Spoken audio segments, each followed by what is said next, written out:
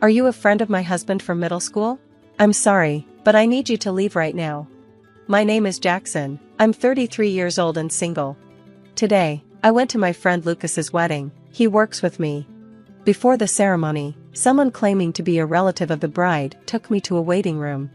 This man was strong and forceful. I thought the bride wanted to greet me before the ceremony, so I didn't mind.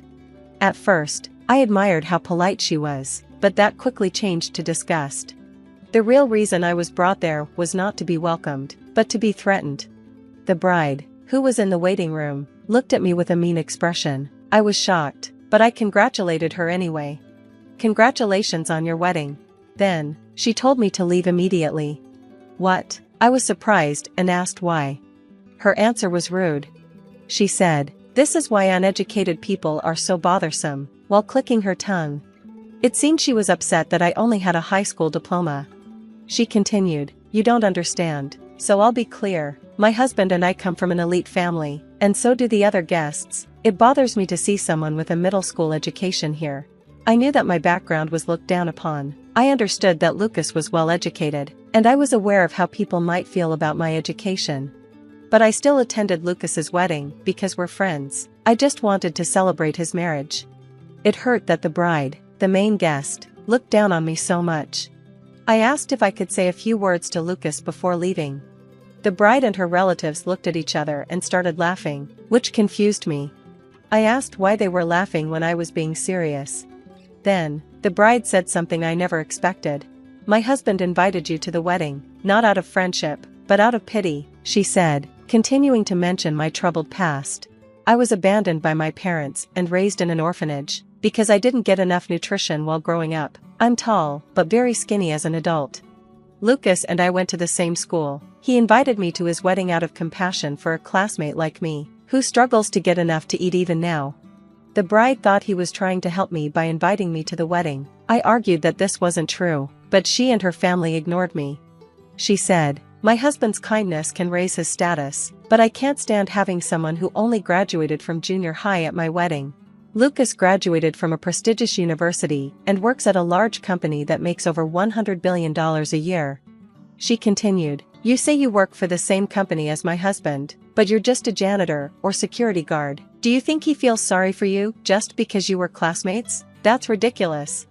Even though we both work for the same company, which is popular and recently went public, I know there's a difference between a junior high school graduate and a college graduate.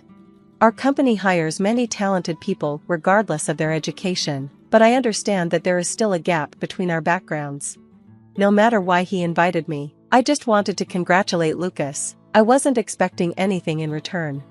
Despite how much I tried to explain myself and share my feelings, the bride wouldn't even try to understand me. She looked at me coldly, as if I were something dirty. It felt like she was trying not to breathe the same air as me. She dismissed my sincere friendship and said, "Why would my husband care about you when you only graduated from junior high?" Not only did she refuse to let me celebrate their marriage, but she also threatened to cut me off at work. I was left speechless. Even if the company accepts junior high school graduates, she refused to accept me and wanted nothing to do with me. A male relative grabbed my breasts.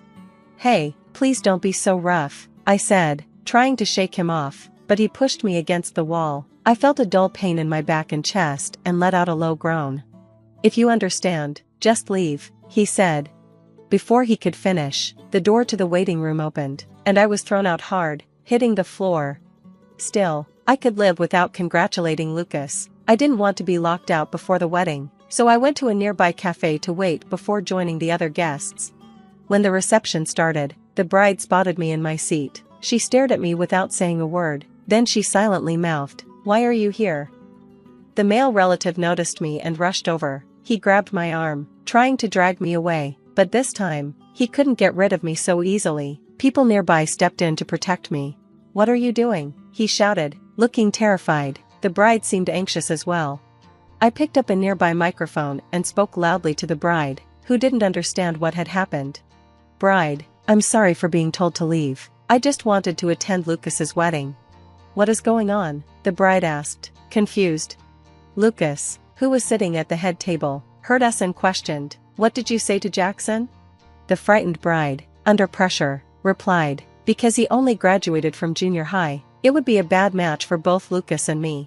I spoke to the bride, who looked dazed. I'm sorry I didn't leave, but I'll cut off my ties with Lucas. As you wish, please forgive me for this.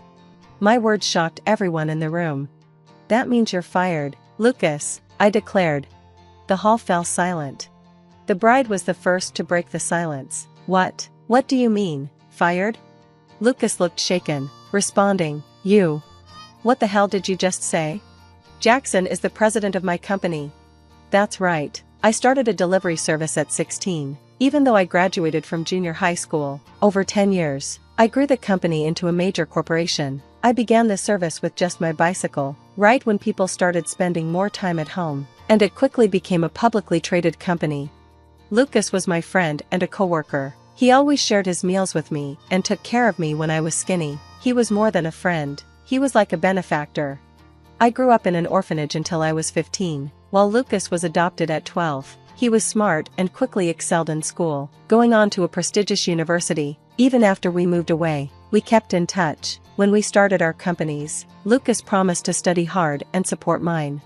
When our dreams came true and Lucas got married, I was thrilled. I wanted to congratulate him more than anyone else, which is why I kept trying to attend the wedding despite the bride's objections.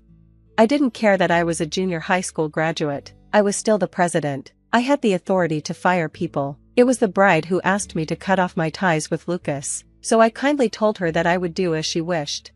Wait, so Lucas is really fired? She said, shocked. The bride, who had been frozen in place, muttered, If you're such a loser, I don't want you anymore. I'm ending this marriage. It's pointless if you're not elite and don't have a high income. It was shocking when she declared that she was breaking off her engagement with Lucas, who had just been fired. The crowd gasped at her words. Shut up, I'm the victim here, she yelled.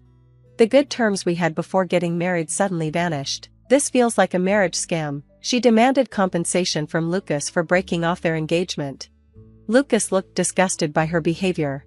I quietly tapped the screaming bride on the shoulder and whispered, You're the one who's going to pay the alimony, you know.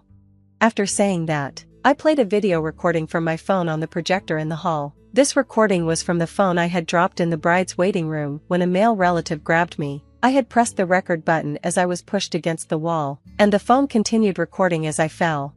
The recording showed the bride being unfaithful with the male relative in the waiting room. After the ceremony started, I went back to the waiting room and found my phone lying in a corner. I was shocked by what I saw on the recording. I couldn't believe they would do something so disgraceful on such a sacred day as a wedding.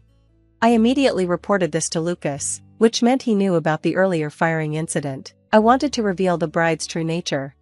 Lucas's relatives confronted the bride's relatives, but they denied knowing the man in the video. They refused to take responsibility for him. Later, we found out that the man with the bride was just an adulterer. He seemed nice and fun, but he was a loser who didn't even work.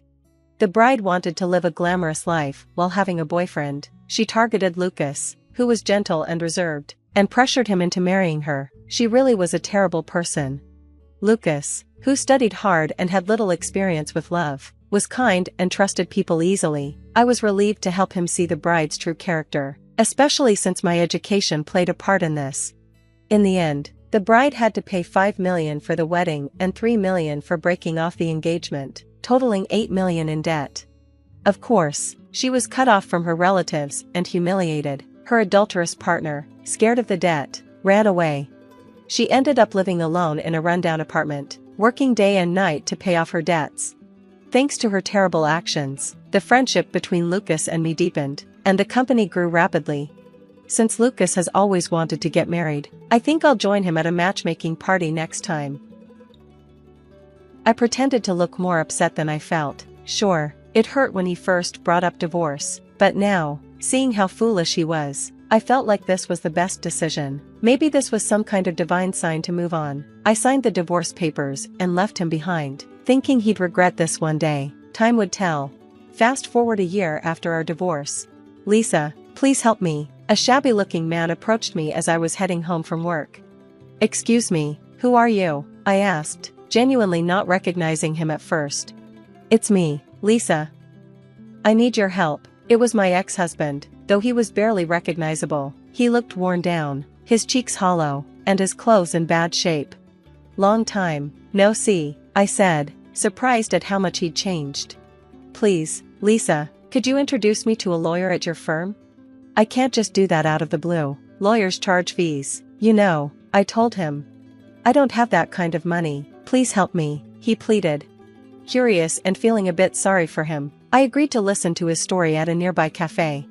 Before he could say much, I asked, "Did that girl, Alyssa, run off?" He looked shocked. "How did you know?" Just as I thought, when he had shown me a picture of his new girlfriend, Alyssa, I'd immediately recognized her from my school reunion. She looked exactly like a woman my classmate's son had been scammed by. At the reunion, my classmate had shared her photo, warning everyone about this young woman who was a con artist. Her name then had been Sally, though I assumed even that was fake. "So you did know about Alyssa?" I asked him, almost amused. "Well, yes," he admitted, defeated. Then he began explaining what happened. "So you really want a child that badly?" I asked. "Yes, since you can't give birth, what else can we do? You'll agree to the divorce, won't you?" he said coldly. I pretended to look more upset than I actually felt. Sure, I'd been hurt when he first mentioned divorce, but now, seeing how foolish he was, I felt like leaving him was the right choice. It was almost as if some higher power was guiding me to do this. I signed the divorce papers and left him behind, thinking he'd regret this someday. I'd just wait and see. Fast forward a year after the divorce. "Lisa, please help me," a scruffy-looking man approached me as I was heading home from work. "Excuse me, who are you?" I asked, genuinely not recognizing him. "It's me, Lisa. I need your help." It was my ex-husband, though he was barely recognizable. His face looked hollow and he was dressed poorly. "Long time, no see," I replied, surprised at how much he'd changed. "Please, could you introduce me to a lawyer at your firm? I can't just do that without reason. Lawyers charge fees, you know," I said. "I don't have that kind of money, please help me," he pleaded. I could tell he was having money troubles, and I felt a bit sorry for him. Out of curiosity, I agreed to listen to his story at a nearby cafe. I officially transferred the house to my parents, knowing a divorce was becoming inevitable. With a cold, detached expression, Henry pointed at me and demanded that I leave, his voice laced with venomous insults.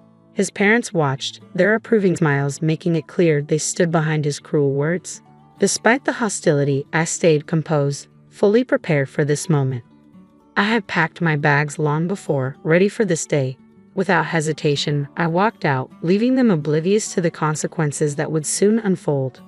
I'm Amy, and I recently celebrated my 45th birthday. It's been quite a while since Henry and I were married, and our children have grown up, forging their own paths away from home. Once an ordinary salaried worker, my life took a turn when a friend introduced me to teaching others how to create handmade accessories.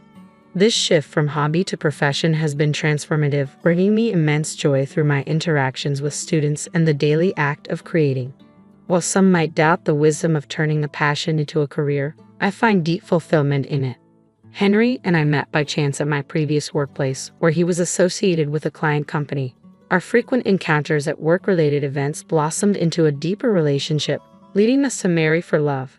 After 4 wonderful years, we welcomed a lively and healthy son who has since graduated from a prestigious university and is now thriving in a happy marriage of his own. Yet, despite our son's achievements, Henry and I have struggled over the years. The gentle, thoughtful man I married transformed into someone much harsher, becoming increasingly demanding and treating me more like a servant than a partner. His expectations shifted daily, turning our home into a battleground over the smallest issues. As his verbal outbursts intensified, I found myself yearning for a fresh start, desperate to escape the turmoil. However, an unpaid mortgage kept me tethered to our current situation. To make matters worse, Henry inexplicably quit his job and now spends his days idly at home, leaving me to handle all the household responsibilities alone. The house we live in is especially dear to me as I finance its recent reconstruction with my savings. It stands as a testament to my dreams and hard work, a space crafted for my vision and effort. The spacious kitchen, thoughtfully designed, showcases my taste. Although Henry had some input in the layout, I ultimately covered all the expenses and ensured my preferences were realized. Building this house was both a challenge and a joy, embodying everything I had hoped for. Unfortunately, the financial burden was heavier than expected, forcing us to take on a larger loan than we had planned. Taking on such a significant financial burden in our 40s felt overwhelming, but the promise of happiness in our new home gave us the strength to manage the debt. Yet Henry remained dissatisfied. His input was only minimally reflected in the final design, and he frequently complained, dismissing the expenses as wasteful and akin to throwing money away. Despite his grievances, I chose to focus on the joy our new home brought, trying to ignore his discontent. As time passed, Henry's complaints grew quieter, and he began to express his frustration through childish behaviors, like scattering trash and creating messes to irritate me. I'd often found myself wondering when this cycle of conflict would come to an end. A few months after we moved in, as these thoughts swirled in my mind, the doorbell rang unexpectedly. We weren't expecting any visitors, which sparked my curiosity. Just as I was about to answer the door, Henry jumped up and moved to open it himself, as if he knew who it might be. Soon, cheerful voices and laughter floated in from the entrance. When the living room door finally swung open, I was taken aback to see my in-laws, Willie and Catherine. My relationship with them had always been strained. From the moment we announced our marriage, they had been cold and critical of my background, maintaining an uncomfortable distance even on our wedding day. Their sporadic visits since then always left me uncertain about how to navigate each encounter. Despite the lack of recent communication, their unexpected arrival left me feeling unsettled. I greeted them politely, though a hint of tension lingered in the air. They walked past me without a word, pointedly ignoring me and even brushing against my shoulder as they explored the house. Their envy was palpable as they admired the spacious, well-designed kitchen. Meanwhile, Henry reveled in their attention, proudly showing them around. When they returned, their faces reflected satisfaction, but Henry's mood shifted sharply. He turned to me with a stern expression and loudly commanded me to prepare tea and snacks quickly. Taken aback by his sudden outburst, I hurried to fulfill his request, feeling the weight of the moment as I set about making tea and snacks. Despite my efforts to be welcoming, Henry's parents appeared unsatisfied. Willie quickly polished off his snacks and tea, offering only a brief compliment about the house's interior. Amidst this, Henry, beaming with pride, extended an invitation for his parents to move in with us, hardly acknowledging my presence at all. As they listened to Henry and prepared to leave, I stood back, watching their retreating figures. The gap between Henry and me felt immense, especially as I saw him so animated and joyful with his parents, a side of him I hadn't witnessed in a long time.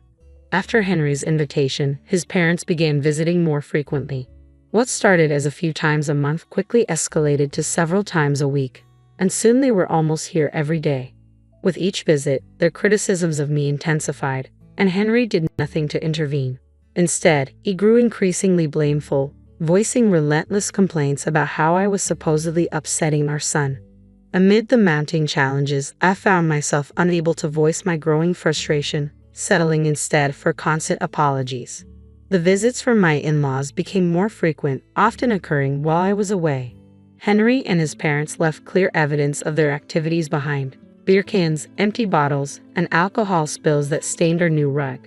Despite my objections, our home began to smell of booze and felt increasingly neglected. Henry's complaints about my contributions felt particularly ironic, given that he did nothing to help around the house. His involvement in gambling added another layer of stress. Betting slips frequently appeared, highlighting the financial risks and the futility of trying to explain the dangers of his habit. The losses were especially painful as the money wasted was hard-earned for my relentless efforts. As the in-laws' visits became more frequent, they often timed their arrivals for when I was out. This made it increasingly difficult for me to manage the situation or assert any control over the growing chaos and discomfort in our home. One day, when I unexpectedly returned home early, I found Henry and his parents comfortably settled in our living room. Surprised, I confronted them, but their dismissive responses and snarky attitudes made it clear they saw my presence as an annoyance. Frustrated and stressed by their insolence, I realized I had reached my breaking point. Instead of succumbing to my emotions, I resolved to devise a plan to manage the situation effectively. In the midst of this turmoil, an unexpected incident unfolded. On a day I would typically be away, the in-laws arrived unannounced, their surprise at finding me home unmistakable. I couldn't resist making a sarcastic remark about their usual avoidance of me. but they brushed it off as they confidently entered the house. Henry greeted them with a warm smile and proceeded to show them around from the kitchen to the bathroom. As I watched their thorough inspection, suspicion crept in. It felt like there was a hidden agenda behind their visit. When they left, their satisfied expression suggested they had uncovered something significant. Curious and increasingly cautious, I questioned their need for such thorough inspections and wondered if there was something they felt compelled to tell me. I had previously warned Henry not to pry into my concerns, insisting it was none of his business, yet his behavior suggested he was hiding something. I suspected he was trying to manipulate the situation, though identifying his exact intentions proved difficult. My best option was to quietly observe and decipher the unfolding scenario. Then one day, after work, I returned home to a startling sight. A large moving truck parked in front of our house, emblazoned with the logo Moving Center. Henry was deep in conversation with the truck driver and several representatives. When our eyes met, he quickly averted his gaze and hurried back inside. To my shock, my in-laws arrived at the same time. They greeted me casually as if nothing were wrong, while Henry welcomed them with open arms, ushering them into the house. The tension in the air was palpable, signaling that significant changes were about to impact our living situation. As I followed Henry and his parents inside, I was struck by the dramatic transformation of our home. The familiar furnishings and personal items that once filled the space had vanished, replaced by my in-laws' outdated furniture, arranged as if they had already moved in. Sitting on the sofa, I was surrounded by their smirking smiles, radiating a sense of smugness. Their demeanor made it clear that this change wasn't spontaneous but part of a well-orchestrated plan. Feeling a mix of anxiety and determination, I opted to stay silent and observe what would unfold next. The anxious glances exchanged between my in-laws only intensified the already tense atmosphere. Soon, they hinted that there was something important they needed to discuss, suggesting an ulterior motive. Steeling myself and maintaining a calm facade, I listened as Henry took a deep breath and revealed that he had sold the house to his parents. He then proposed we get a divorce, and his parents nodded in agreement, their smug smiles betraying their satisfaction in orchestrating this situation. Despite the shocking revelation, I managed to stay composed, having suspected their scheming all along. I quickly signed the divorce papers, set my wedding ring on the table, and announced my decision to leave. My suspicions about Henry and his parents' deceitful behavior during their frequent visits while I was away had prompted me to take precautionary measures. I had installed surveillance cameras throughout the house, which I could access via my smartphone. Initially, I monitored their casual interactions, but it wasn't long before I stumbled upon footage that confirmed my worst fears. In the video, Henry and his parents were seen happily discussing the sale of the house. Shocked but now fully aware of their intentions, I began to plan my next steps carefully. Armed with evidence from the surveillance, I started searching for a new place to live, determined to move on from this betrayal. Taking decisive action, I initiated the transfer of the home loan from my name to Henry's. If they intended to force me out of our shared home, it only seemed fair that they should assume the mortgage payments and all associated responsibilities. With a monthly payment of $3,800, an amount drawn from my hard-earned salary, I had serious doubts about whether Henry and his parents, considering their current employment situations, could handle such a financial burden. Determined to sever all financial ties, I refrained from offering any support. Now free from the burdens of that relationship, I moved into a new, well-organized home furnished with fresh items, eager to start anew. On a tranquil day off, savoring the luxury of sleeping in past noon, my relaxation was abruptly shattered by the doorbell.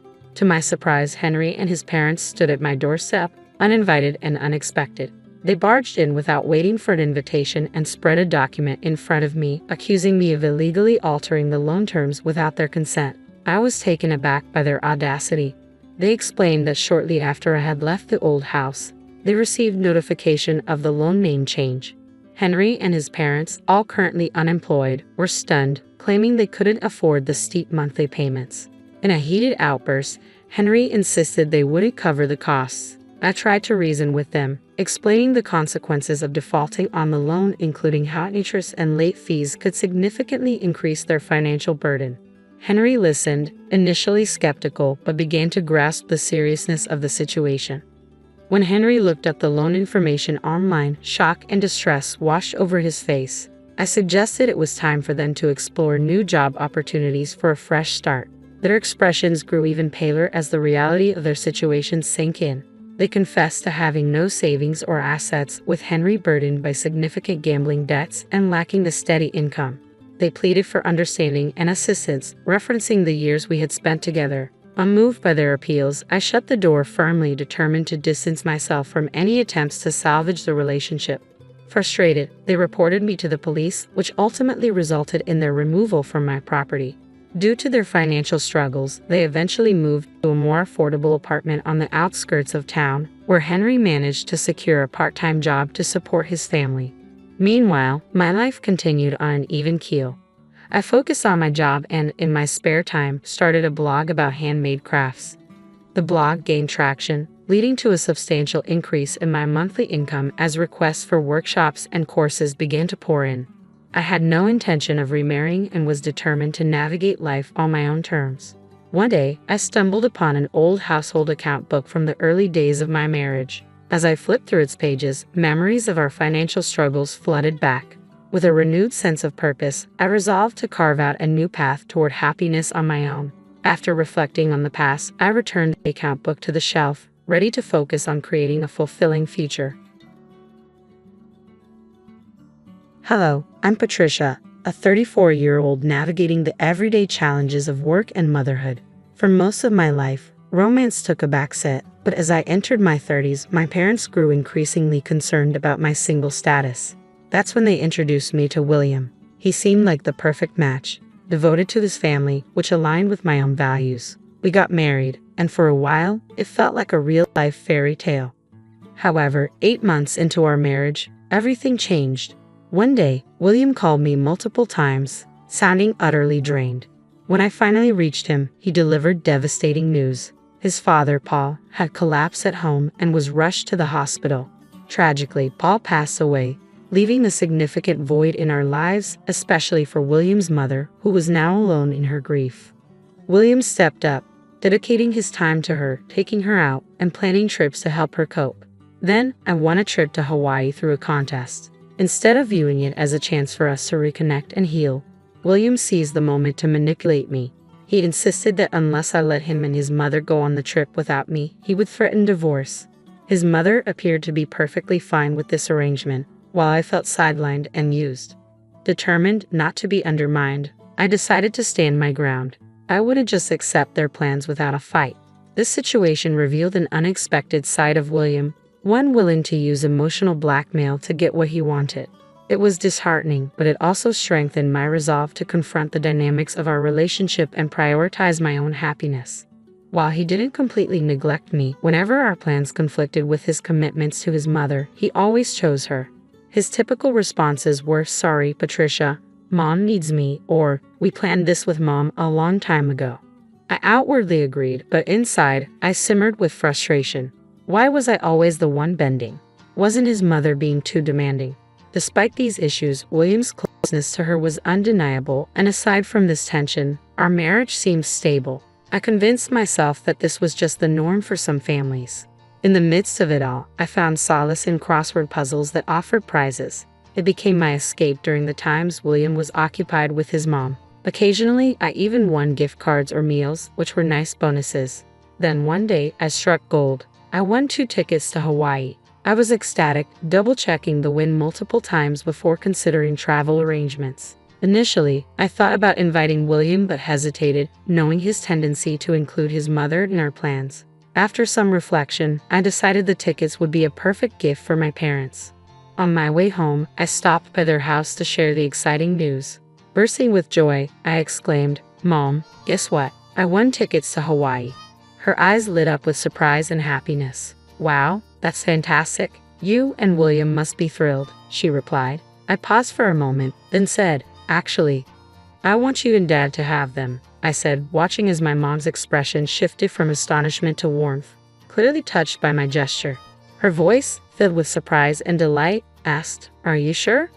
"Absolutely," I replied. "William travels enough as it is. I want you and Dad to enjoy this opportunity." My mom's face lit up with joy, but I noticed a flicker of concern on Dad's face. "What's wrong?" I asked, catching his worried expression. Well, it's a busy time of year at the company. I'm not sure I can take time off right now, he explained apologetically. That's unfortunate, I sighed, feeling a mix of disappointment and understanding. Then Dad brightened with a suggestion. Why not take Amy instead? It was your prize originally, right? You should go and have some quality time together. Mom nodded enthusiastically, clearly excited by the idea. That sounds wonderful. Feeling a renewed sense of excitement, I applied for leave the next day, and it was quickly approved. I called the airline to arrange for the tickets to be used by Amy and me. On my way home from work, I stopped by a bookstore to pick up a guidebook for Hawaii. It had been ages since Mom and I had traveled together, and I was genuinely looking forward to it. When I arrived home, expecting the house to be empty, I was surprised to find the lights on. I had assumed William was still out, but instead of his shoes, I saw a familiar pair of women's shoes by the entrance. Puzzled, I walked in to find Kelly emerging from the living room. Patricia, do you know what time it is? She scolded as soon as she saw me. Oh, Kelly, I didn't realize you were here, I replied, taken aback by her tone. It's not just about me being here. It's late and William will be back soon, she continued, her voice sharp with reproach. I'm sorry, I'll start on dinner right away, I apologized, rushing toward the kitchen. But Kelly wasn't finished. She launched into a critique of my absence, making it clear she expected more from me in managing the household.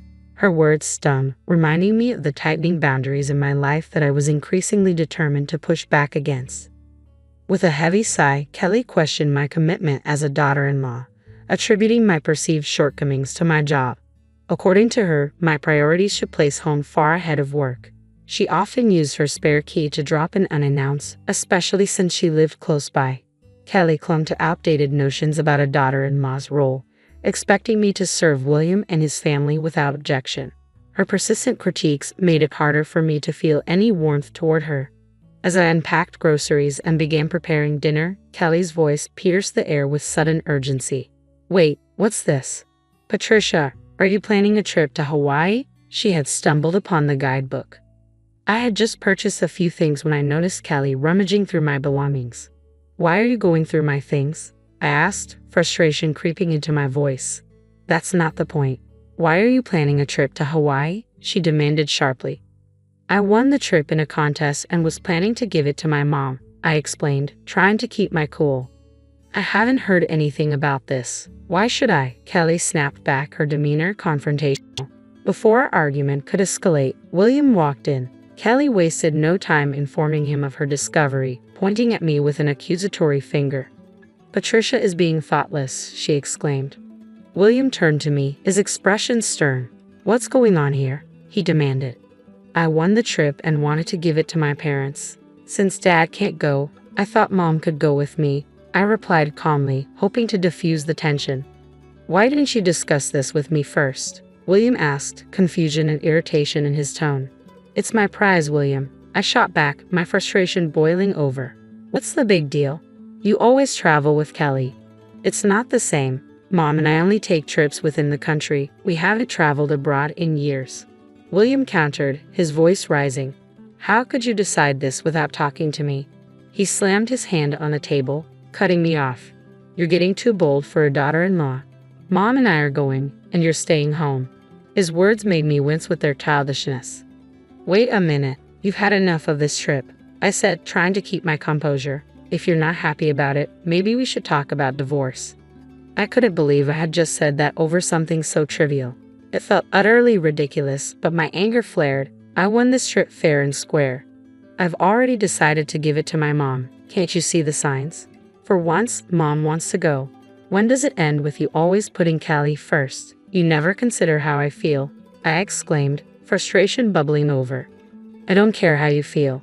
This trip is for me and Mom. You stay home and behave, William insisted coldly, his dismissive tone chilling my affection for him. It was clear that I ranked lower than Kelly in his priorities, and I couldn't keep dealing with this ridiculous dynamic. Fine, do what you want and enjoy your trip. You should have listened in the first place, I replied calmly, trying to keep my composure. Do what you want, William retorted dismissively, a far cry from the caring person I once knew. Meanwhile, Kelly looked smug and victorious, relishing the turn of events. Needing space, I resolved to leave the house while they were away on their trip. The distance would give me time to think and perhaps figure out how to navigate this deepening rift. I decided to let William and Kelly go ahead with their vacation plans.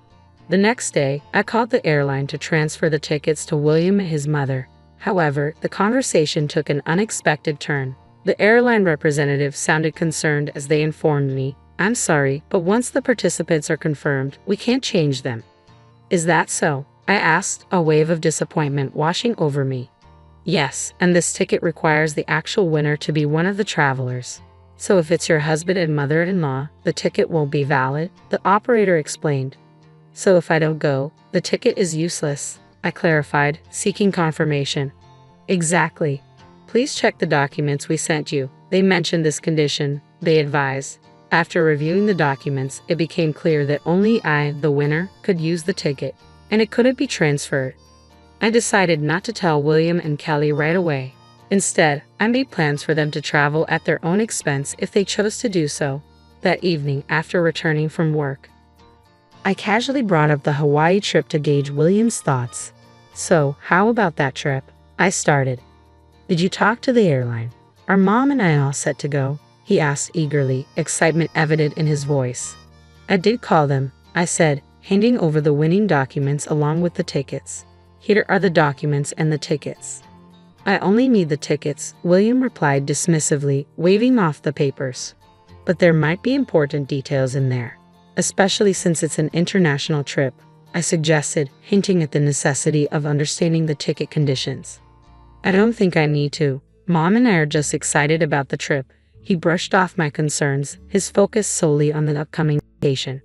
As William skimmed over the importance of reading the fine print, I felt a mix of frustration and resignation. It was clear that he was overlooking crucial details that could affect the trip's feasibility.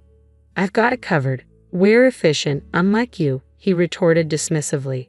"Fine, whatever. I'll leave them here just in case," I replied, placing the documents on the table, knowing William might overlook the vital information they contained.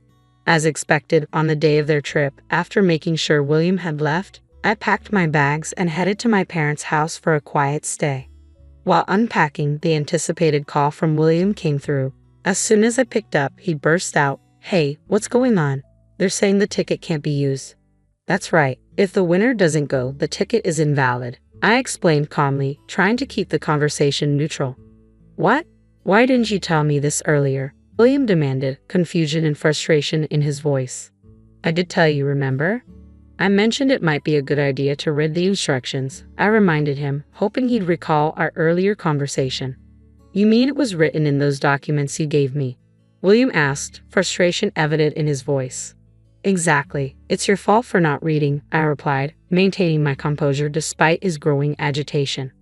"So how are we supposed to get to Hawaii?" he asked, his tone becoming more heated. "Well, the operator did mention that if the winner doesn't go, you'll have to pay the full price," I said matter-of-factly. William sounded frantic, and I could hear Kelly's voice in the background, signaling their shared distress. "William, what did Patricia say?" Kelly demanded. "Mommy, if Patricia doesn't go, we have to pay for the trip," William started to explain, his voice tinged with disbelief before handing the phone to Kelly. "Let me talk to her," she insisted, ready to take over the conversation, presumably to find a way out of their predicament. "I can't deal with this anymore," Kelly snapped sharply. I decided to let them sort it out themselves and hung up without another word. It wasn't long before William called back. "Hello," I answered, bracing myself for more drama. "What is it now?" "I'm busy," I said coldly, not in the mood for further complications. "It's not what you think. I tried to buy the tickets, but the credit card isn't working," he explained, sounding flustered. "Huh? I don't know anything about your card," I replied, genuinely puzzled.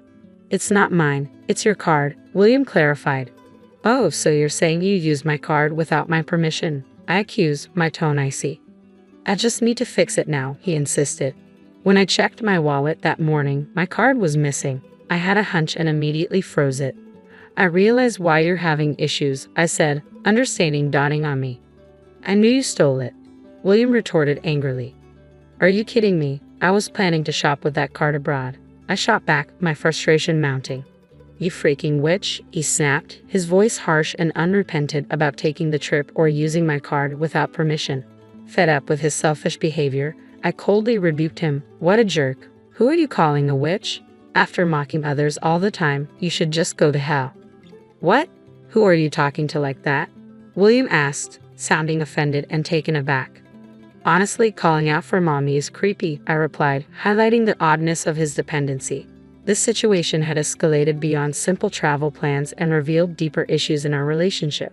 If you love your mom so much, maybe you two should just stay together. I can't handle being married to a mama's boy. There's no point in us staying together, I declared, my voice heavy with exasperation. Hey, calm down. If you keep this up, we'll end up getting a divorce, William threatened, his tone sharp. Fine by me. I was thinking the same thing, I retorted, my mind made up. I'm leaving the house and don't plan to come back. Enjoy your time abroad with your beloved mommy.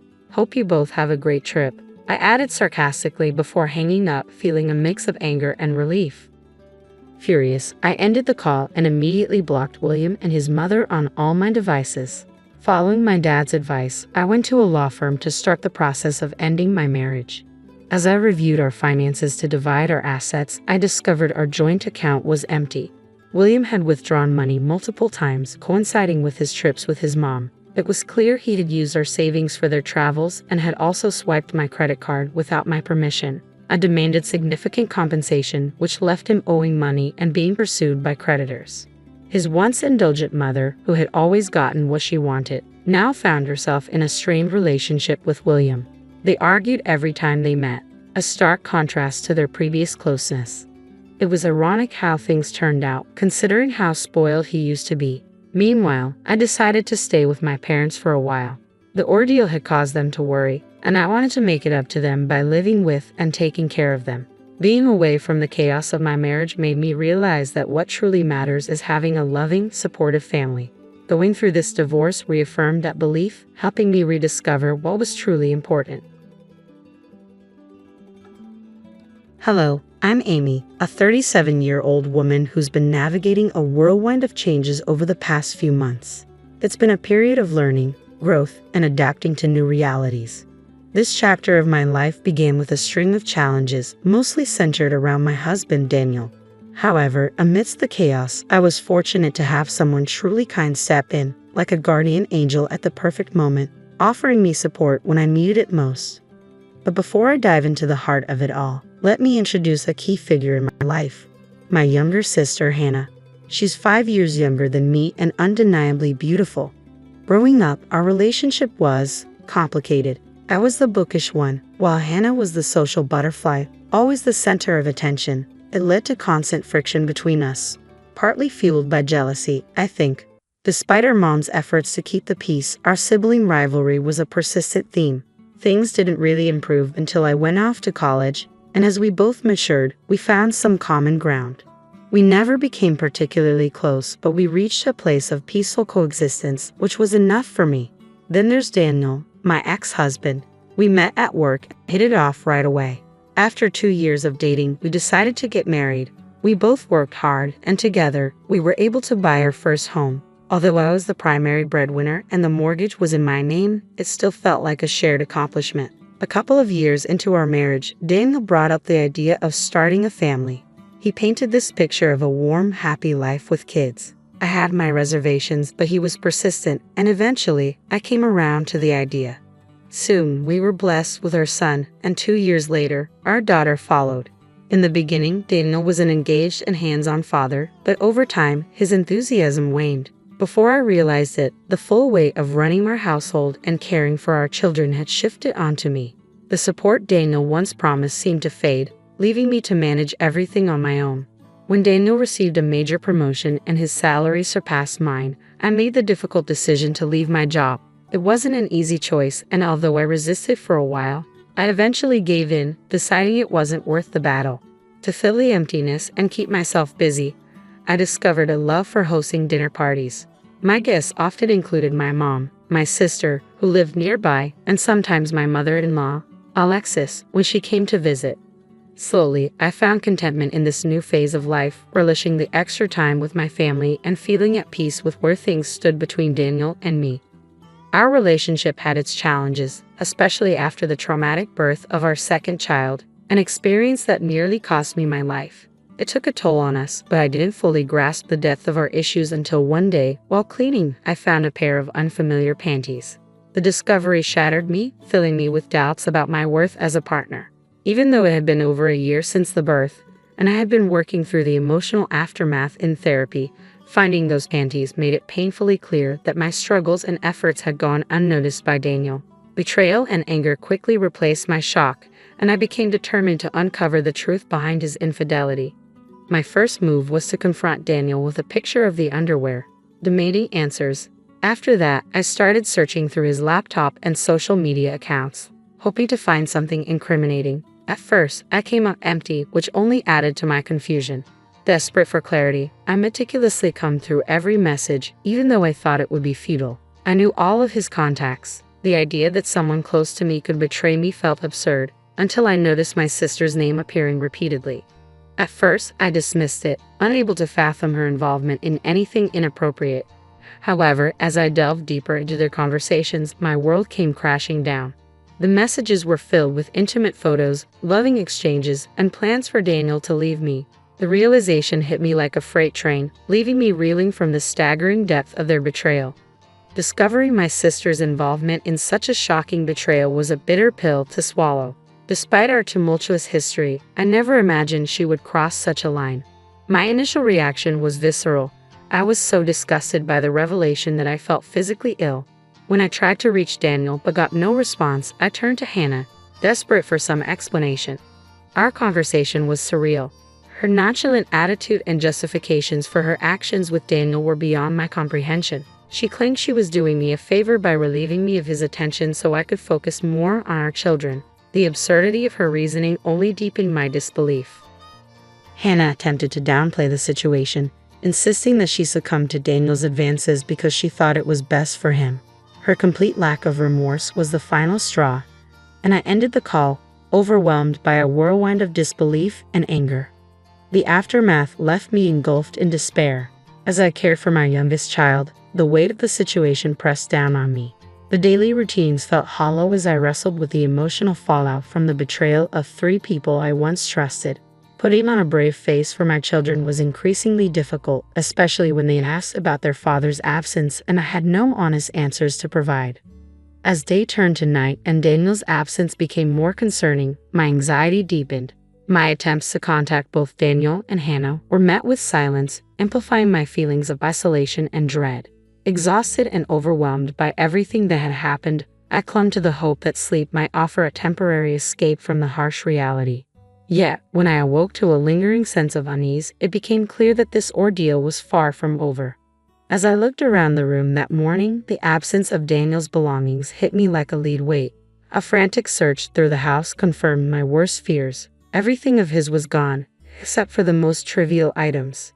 It felt as if he had simply vanished into thin air, choosing to flee rather than confront our issues. In the midst of this shock, my foremost concern was for our children. They were my top priority. After getting them through their morning routines and ensuring they were taken care of, I found myself standing at my mom's doorstep, the weight of my situation pressing down on me. My mother, always perceptive, immediately sensed my distress. Lost in my thoughts, I struggled with the reality of single parenthood and the daunting future that lay ahead. Finally, it was time to break the silence and share the tumultuous events with her. I shared the painful details of discovering the affair, Daniel's sudden departure, and the gut-wrenching realization that my sister, Hannah, was involved. My mother's shock mirrored my own as I recounted how I uncovered the betrayal, an action I would typically never take, but one I felt compelled to pursue given the circumstances. Revealing Hannah's role in this betrayal was both surreal and excruciating. Her indifferent response when I confronted her, claiming she was merely doing what she thought was best for Daniel, was a bitter pill to swallow. My mother's reaction, a mix of disbelief and sorrow, provided little comfort as we grappled with the harsh reality of the situation. As I confided in my mother about Daniel and Hannah's affair, I braced myself for the daunting challenge of raising 3 children on my own. I knew that support from my family would be vital, but the road ahead felt riddled with uncertainty and heart-ache. My mom urged me to take some time to rest while she processed the shocking news I had just shared. Her presence felt like a lifeline, offering a glimmer of peace amidst the chaos. Overwhelmed and numb from everything that had happened, I managed to drift off to sleep while she cared for my youngest. However, my rest was abruptly interrupted by the sound of crying and my mom's raised voice. I rushed to see what was wrong, only to find her hanging up after what seemed to be a heated phone call, likely having given Hannah a piece of her mind for her actions. In the days that followed, my mom moved in to help, easing the logistical challenges and providing the emotional support I desperately needed. When Hannah tried to reach out, my mom firmly insisted that I block her, reinforcing my feelings of betrayal during a time when I felt utterly alone. The revelation from friends that Daniel and Hannah had quickly married after he left us struck me like a fresh wound, adding a sharp sting to my already aching heart. It was a bitter pill to swallow, leading to awkward and painful conversations with concerned friends who offered their support and, in solidarity, chose to sever ties with Daniel and Hannah. My mom's reaction to their marriage unveiled a side of her that was rarely seen. Known for her gentle nature, her fury at the news highlighted the depth of her love and protective instinct for us. Her offer of financial support and assistance in finding job opportunities was a testament to her unwavering commitment, guiding us through this challenging transition. As the kids asked questions about Daniel, maintaining my composure became a struggle. Yet we persevered together, strengthened by our resilience and love for one another. A week into our new reality, I received a letter from Daniel. I hesitated, suspecting it was an apology that I wasn't ready to face.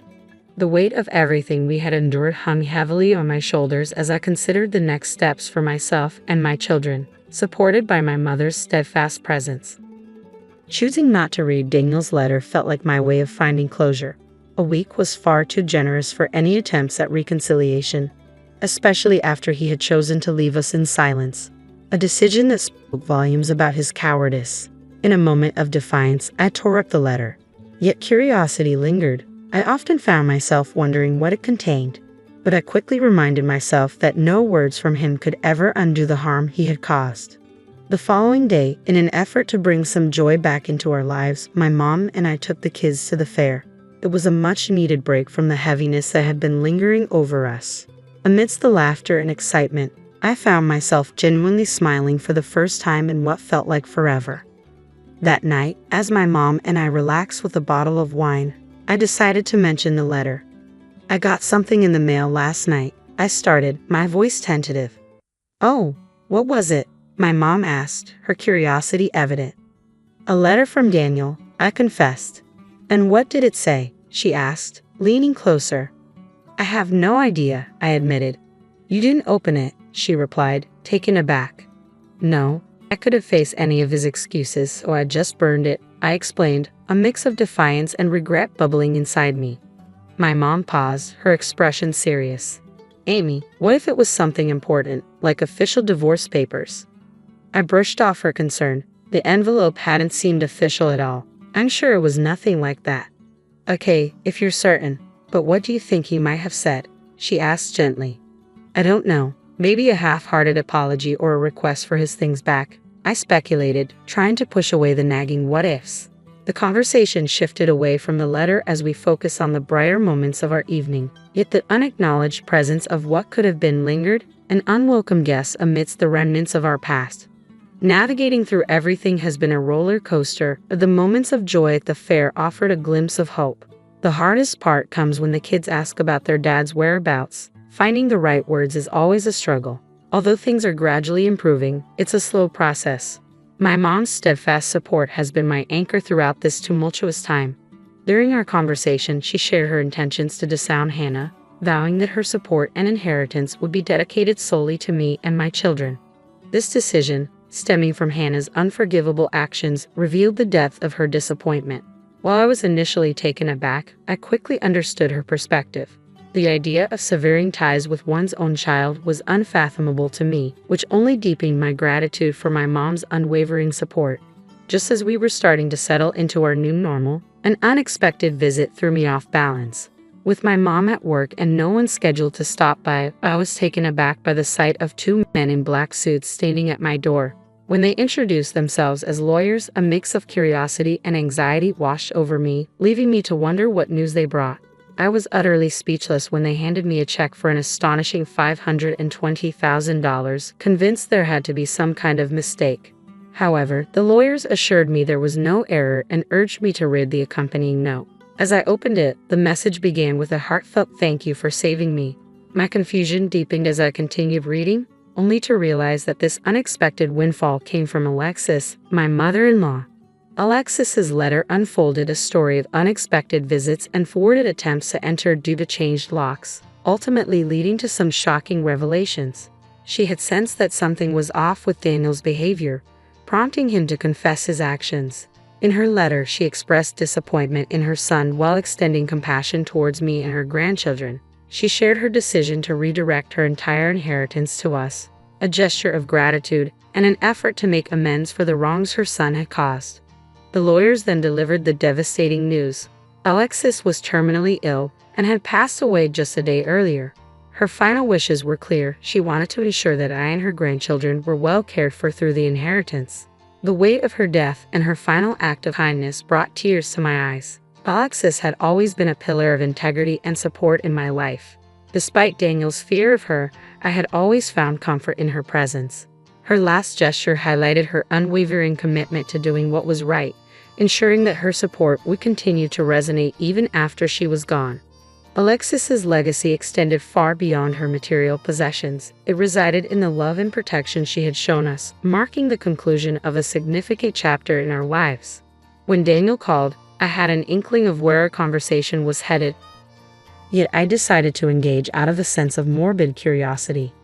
"What did you do?" he demanded, his tone sharp. His vague wording prompted me to ask for clarification, leading him to express frustration over my absence on a particular day. A day he claimed he had mentioned in a letter instructing me to keep up a facade of normalcy for his mother's visit. "Oh, was that what the letter was about?" I replied, revealing that I had burned it without reading it. Daniel's outrage was immediate and intense. He accused me of sabotaging his potential inheritance, labeling me as selfish. The irony of his accusation wasn't lost on me, considering he had abandoned his family for his own benefit. I countered his claims by emphasizing his abandonment and pointed out that his mother's decision was a reflection of her true understanding of what was best for her grandchildren and me. With that, I ended the call, firmly instructing him never to contact us again. I quickly moved forward with the divorce proceedings and secured full custody of our children. Daniel's attempts to contest Alexis's decision regarding her inheritance were in vain. Her will clearly favored me, regardless of his and Hannah's manipulative efforts to persuade me to give it up. I stood firm in my refusal.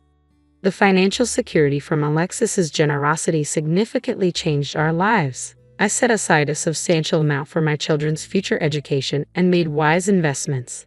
This newfound wealth allowed my mom to retire comfortably, and it opened the door for me to pursue a new career path. My children have gradually started to adjust to their father's absence, and I am ready to share the complete story with them when they're old enough to understand. While the ordeal has left its scars, the support from my loved ones and our newfound financial stability have been essential in navigating the aftermath. As we begin to rebuild our lives, I firmly believe that the only way to move is forward, with hope and resilience lighting our path. Alright, this is one of those rare occasions where I feel compelled to share my situation. Normally, I handle these things privately, but this particular issue has grown far too complex to manage alone. Let me start from the beginning. In my household, my husband, Bobby, has an incredibly close relationship with his family, especially his parents. His devotion to them runs so deep that he fulfills their every request without question, regardless of how unreasonable it may seem.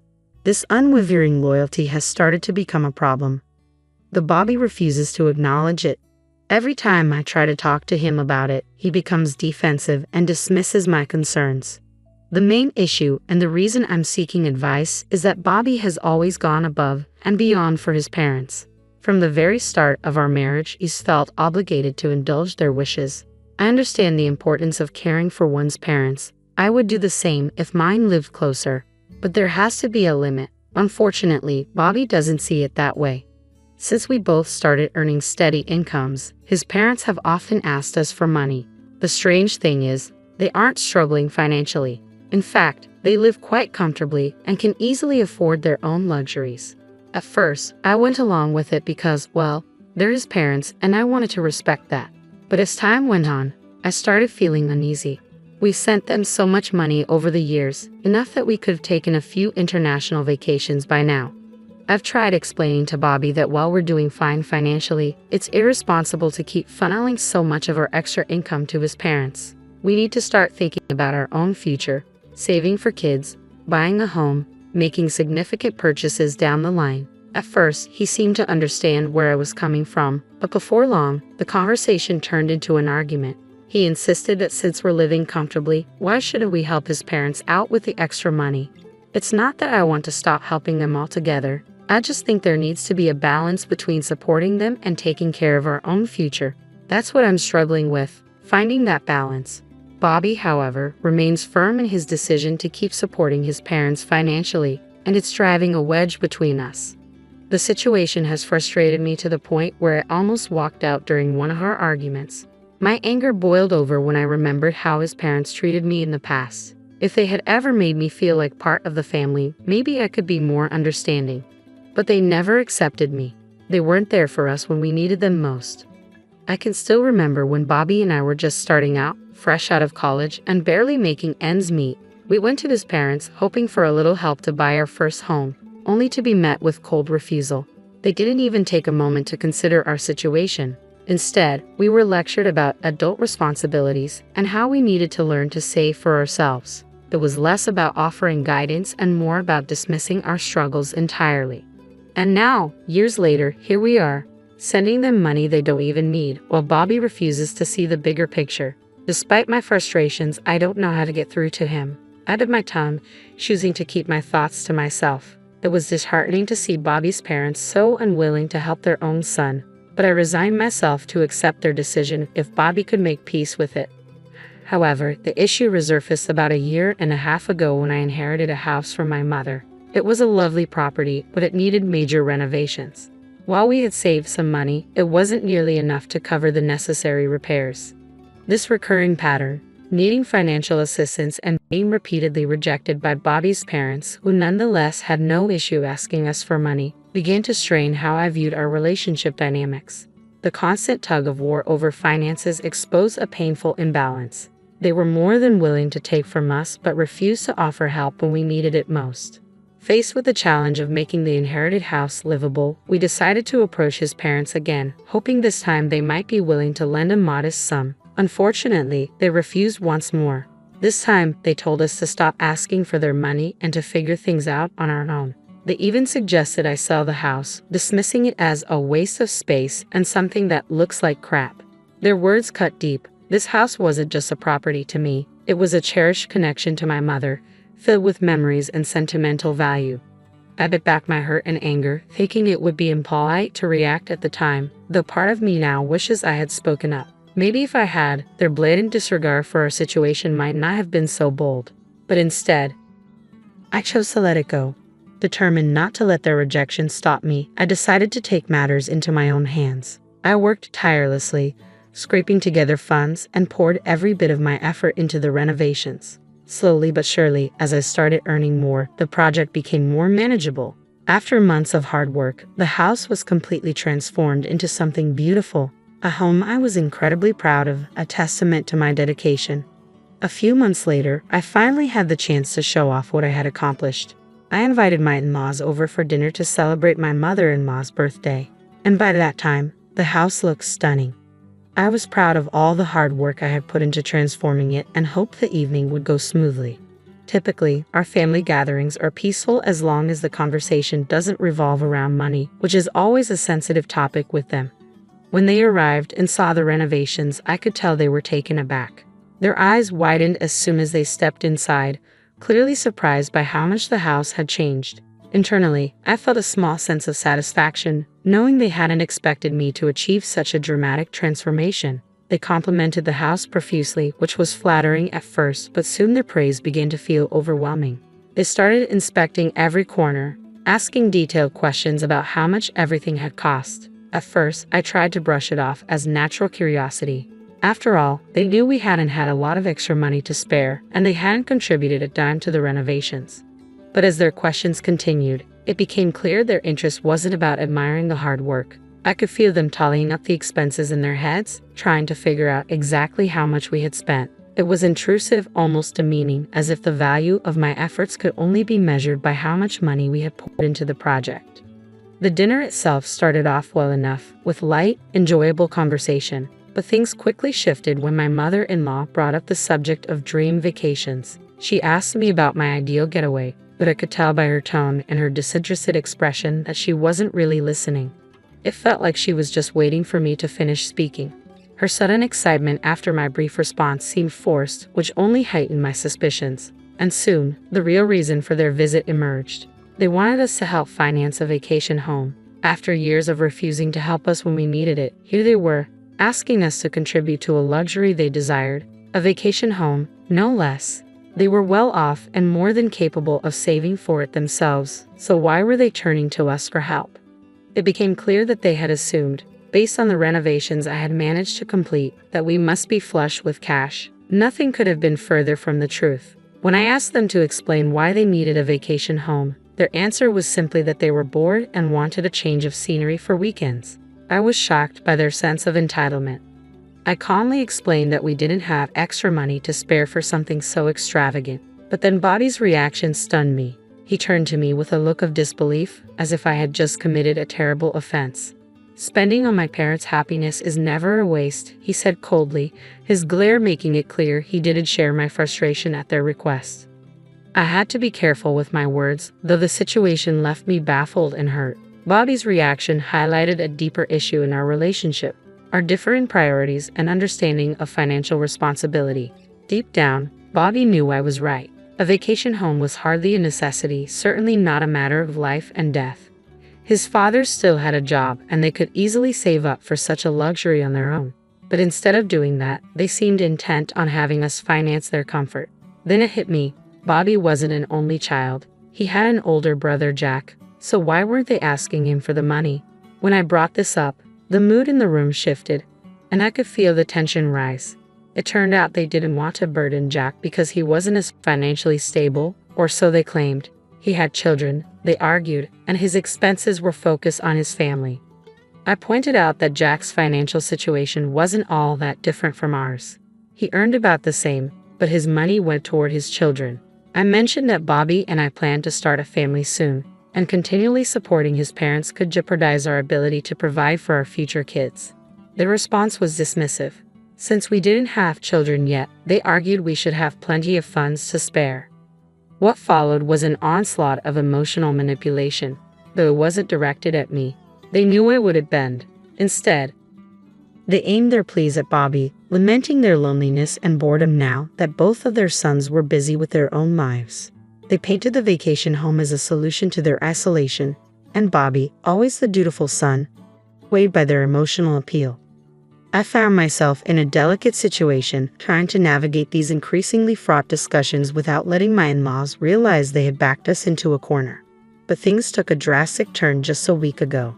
Bobby and I had the worst argument we've ever had. Though it never turned physical, his words cut deep.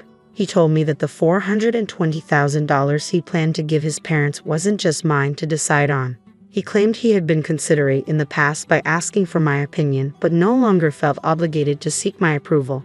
The argument hit its peak when he went ahead and transferred the money to his parents, without any further discussion with me.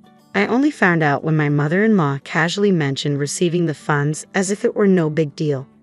I was furious, not just about the money, but about the blatant disrespect for our shared decision-making in our marriage. Bobby's secretive actions left me feeling deeply betrayed, sparking a fierce debate over our financial priorities and the respect we owed each other.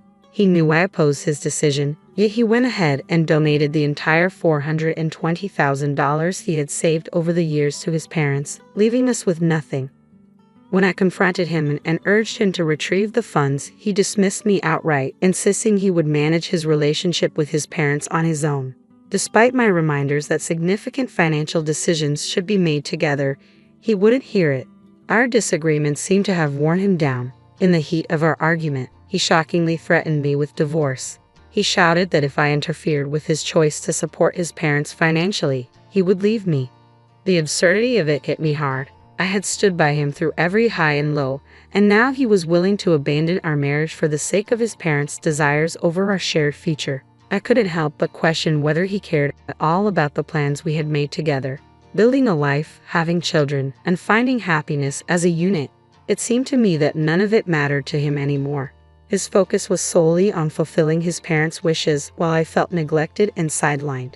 In a moment of anger, he stormed out, slamming the door behind him. A week has passed since that day, and he hasn't come home. Despite my countless texts, calls, and voicemails, he continues to ignore me or leave me hanging. The hurt runs deep. I never imagined something like this could drive Bobby away. When I reached out to my in-laws, I discovered he had been staying with them since he left. He hasn't returned home even once. I'm overwhelmed with stress and confusion, grappling with the fear that our marriage could be ending over what feels like a trivial disagreement yet is so profound. As the days stretch into more than a week without Bobby, the uncertainty of our future looms heavily over me. I had reached a pivotal moment. Initially, I was hesitant, unsure if severing ties was truly the right decision, but the ongoing chaos, coupled with the blatant disregard from Bobby and his family, solidified my resolve. If Bobby was threatening divorce, then perhaps that was the inevitable path we were headed toward. So I took the initiative and contacted my lawyer that very morning. During our conversation, my lawyer laid out my options, not only regarding the divorce but also potential legal actions given the circumstances. As we spoke, another stark realization hit me. I no longer wanted to be tied down by the memories within the walls of the house my mother had left me. Once a symbol of her love, the house had become a constant reminder of the tumultuous times with Bobby. Determined to move forward, I made the decision to sell the house. It was entirely in my name, a final gift from my mother, which legally allowed me to sell it without Bobby's consent. The sale turned out to be quite profitable, providing me with the financial security I needed to navigate the legal proceedings ahead.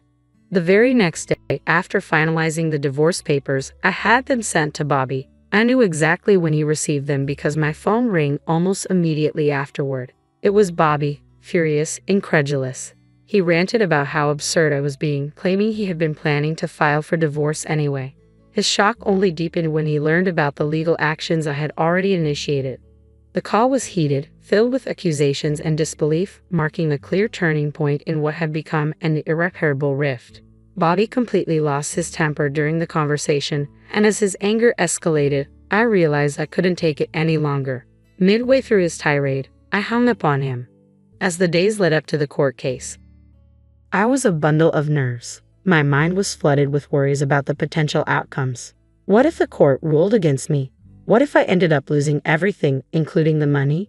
The uncertainty gnawed at me, but I knew I had to push through to see this to the end. Despite my fears about the future, I didn't allow them to overwhelm me. I dressed confidently, put on my best smile, and walked up to the courthouse, ready to face whatever lay ahead. It was the day of the final hearing for our divorce, and to my surprise, everything turned out incredibly well. Not only was I able to keep all the proceeds from the sale of the house, but the court also ordered Bobby to pay me a substantial amount in alimony, fulfilling his legal obligation. This outcome was unexpected, especially receiving more money from Bobby, but it felt justified given the emotional and mental toll his actions had taken on me. Accepting this money felt like a reclaiming of my dignity. The disapproval and shock on my in-laws' faces as the verdict was read brought me a sense of vindication. They likely never anticipated that their manipulation would backfire so severely. They had thought they could exert control over me without consequences, but instead, they ended up losing significantly. Since then, life has been relatively calm. I did receive a harsh call from my mother-in-law who criticized my actions, accusing me of selfishness and lacking the ability to care for others. She even went as far as to say I would never be able to start my own family. Despite her words, I've been able to move forward. I used the money from the house sale to secure a new apartment for myself, where I could finally save without the constant pressure and demands from others. However, a part of me still questions the measures I took. Was taking him to court too extreme? I'm curious to hear your thoughts on this, so please share your opinions in the comments below. The situation took a surprising turn, but I felt it was necessary under the circumstances. As I scrolled through the comment section of my latest post, the range of opinions was striking.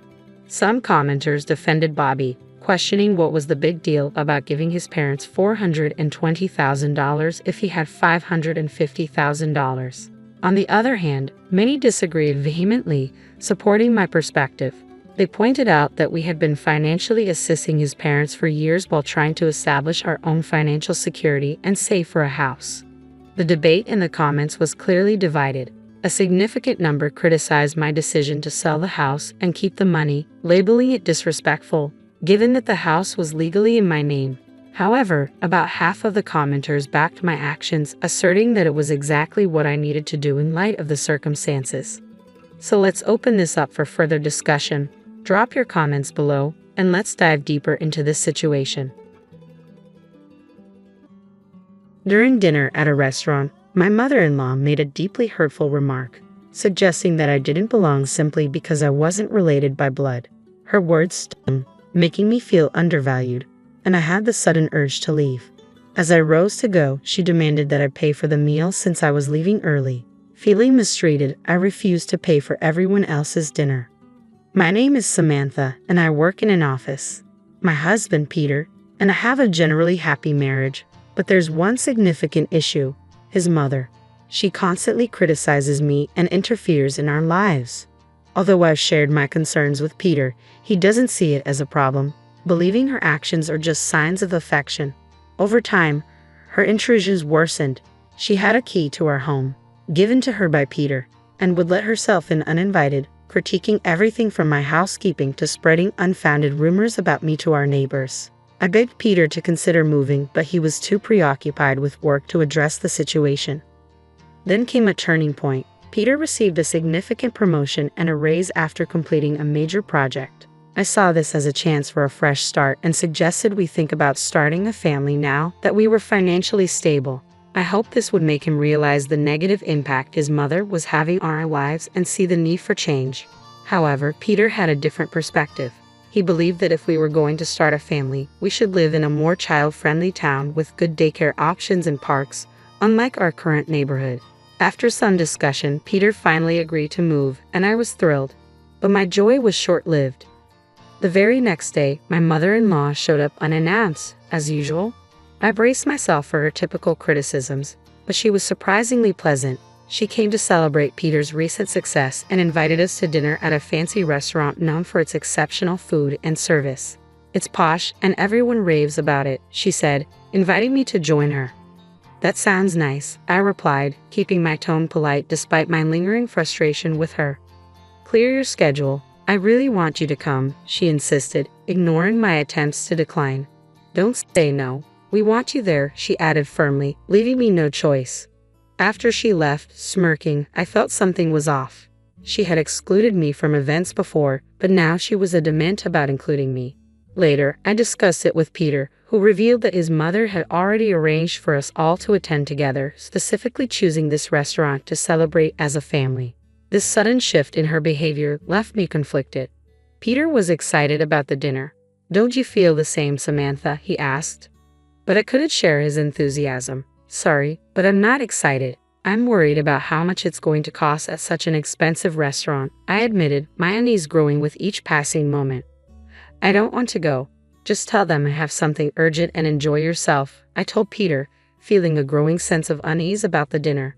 "Why are you being so negative?" he asked, clearly frustrated. "It's not just us. My brothers and their wives are coming too. It would look bad if you weren't there with the whole family." I could see how excited he was about dining at such a fancy venue for the first time, but I felt trapped. My reluctance was brushed aside, and it seemed like my husband was more aligned with his mother's perspective than mine. Feeling unsupported and desperate, I took a drastic step. I ordered a voice recorder online, suspecting that the harassment from my mother-in-law wouldn't end at this celebration. I planned to discreetly record her behavior, hoping it would finally make Peter understand what I had been enduring.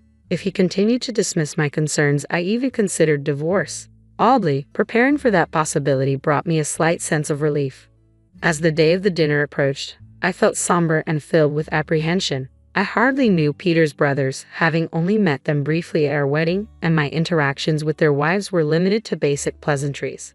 When we arrived at the restaurant, we were escorted to a private room. Inside, my mother-in-law, Peter's brothers, and their wives were already seated. Peter glanced around, perplexed. "Did the waiter get the seating wrong?" he asked, noticing there was no seat for me. "I'll go ask." Everyone please start without me." He stepped out of the room to speak with the staff. As soon as he was gone, my mother-in-law stood up, her expression cold and stern. "There's no seat for you," she said, her tone biting. "Why would I invite a stranger who just married my son to a family celebration?" Her words stung, but before I could respond, she continued, "You have a choice. Prove you really want to be part of this family, or leave and never come back. Decide now." I didn't hesitate. "I'm leaving," I said firmly, rising from the table without a second glance. "I'm leaving," I stated firmly, without a moment's hesitation. My mother-in-law looked startled, as if she had expected me to beg for her acceptance instead. "Listen to me carefully," she continued, undeterred by my response. "If you pay the entire bill for everyone here, I'll acknowledge you as Peter's wife. I understand you must feel frustrated being treated like an outsider. So pay up and become part of the family." "I already told you, I'm leaving. Why should I cover the expenses for someone else's family gathering?" I retorted, turning to go. She slammed her hand on the table and raised her voice. "Can't you see I'm offering you a chance to be part of the family? Are you really okay with remaining a stranger? Pay up." "No," I replied calmly. "I'm perfectly fine being seen as a stranger. And since I'm not family, I won't be paying for your meal. Goodbye, mother-in-law." With finality, I turned and walked out of the room. She tried to follow, but by the time she reached the doorway, I was already gone, leaving the confrontation and the oppressive dinner behind me. By the time I reached the exit of the restaurant, I was determined to go straight home and send Peter an email explaining the entire ordeal. To my surprise, he arrived home just 15 minutes after I did. He explained that the waiter had confirmed there was no mistake with the reservation. My mother-in-law had deliberately caused the scene. It turned out that my decision to stand up for myself had a ripple effect. The wives of Peter's brothers had witnessed the incident, and their perspective on the family dynamics shifted dramatically. The wives who had silently endured similar mistreatment from my mother-in-law found strength in my actions. Emboldened by my stand, they too decided to leave the restaurant, making a decisive statement of solidarity. Their husbands, the eldest and third sons, quickly followed them out. I braced myself for the inevitable backlash, and sure enough, within 4 hours, my phone began ringing nonstop. It became so incessant that I eventually blocked her number, but one call slipped through from an unknown number. "Hello, sorry for calling so late. Is this Samantha's mobile phone?" The man on the line introduced himself as a police officer from a nearby station. He explained that after everyone had left the restaurant, my mother-in-law had stayed behind, trying to continue eating. Shockingly, she attempted to charge the bill to me. However, the restaurant staff, already displeased with her earlier behavior, denied her request. They believed I had no intention of returning to settle the bill, especially after leaving upset. Finding herself in a bind, my mother-in-law was advised to pay by card. But she had neither a card nor enough cash to cover the expenses for everyone's meals. Desperate, she tried to reach out to other family members for help, but none responded to her calls. Frustrated and enraged, her anger escalated, and she began breaking expensive vases and flower pots inside the restaurant. The disruption prompted the staff to call the police. When the officers arrived, they managed to calm her somewhat, but she remained defiant, refusing to take responsibility for the chaos she had caused. With the restaurant yet to be compensated, the staff requested the police to escort her home. Feeling a sense of duty, despite having ignored the earlier calls, my husband and I reluctantly returned to the restaurant to address the situation. Upon arrival, we found the police still attempting to pacify my mother-in-law. The moment she saw me, she glared and shouted, "You're useless. This mess happened because you didn't pay the bill. Isn't it only natural to help your mother? Pay up now." Her nearly threatening tone, especially in front of law enforcement, took me aback.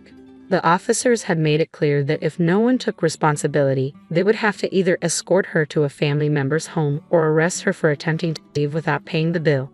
Exasperated and determined to end the drama, I responded firmly, "Please take her away. Arrest her or do whatever you need to do. But make her take responsibility." My mother-in-law looked stunned by my assertiveness.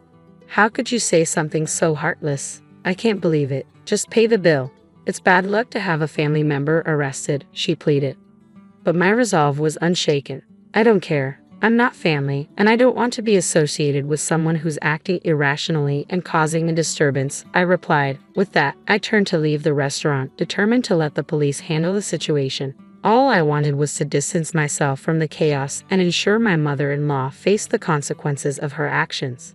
Just as I was about to walk out, my husband, who had been silent until now, suddenly spoke up.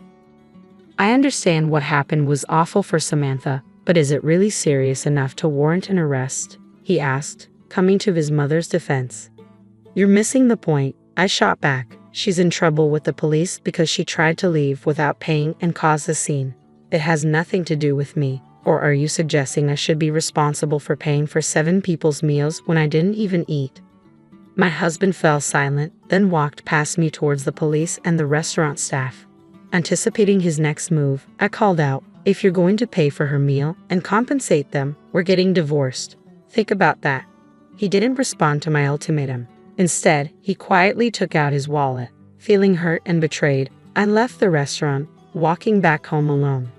Once home, I began packing my essential belongings, my decision to leave solidifying with every item I placed in my bag. Just before midnight, my husband returned. Mom's not getting arrested, he sighed, clearly exhausted.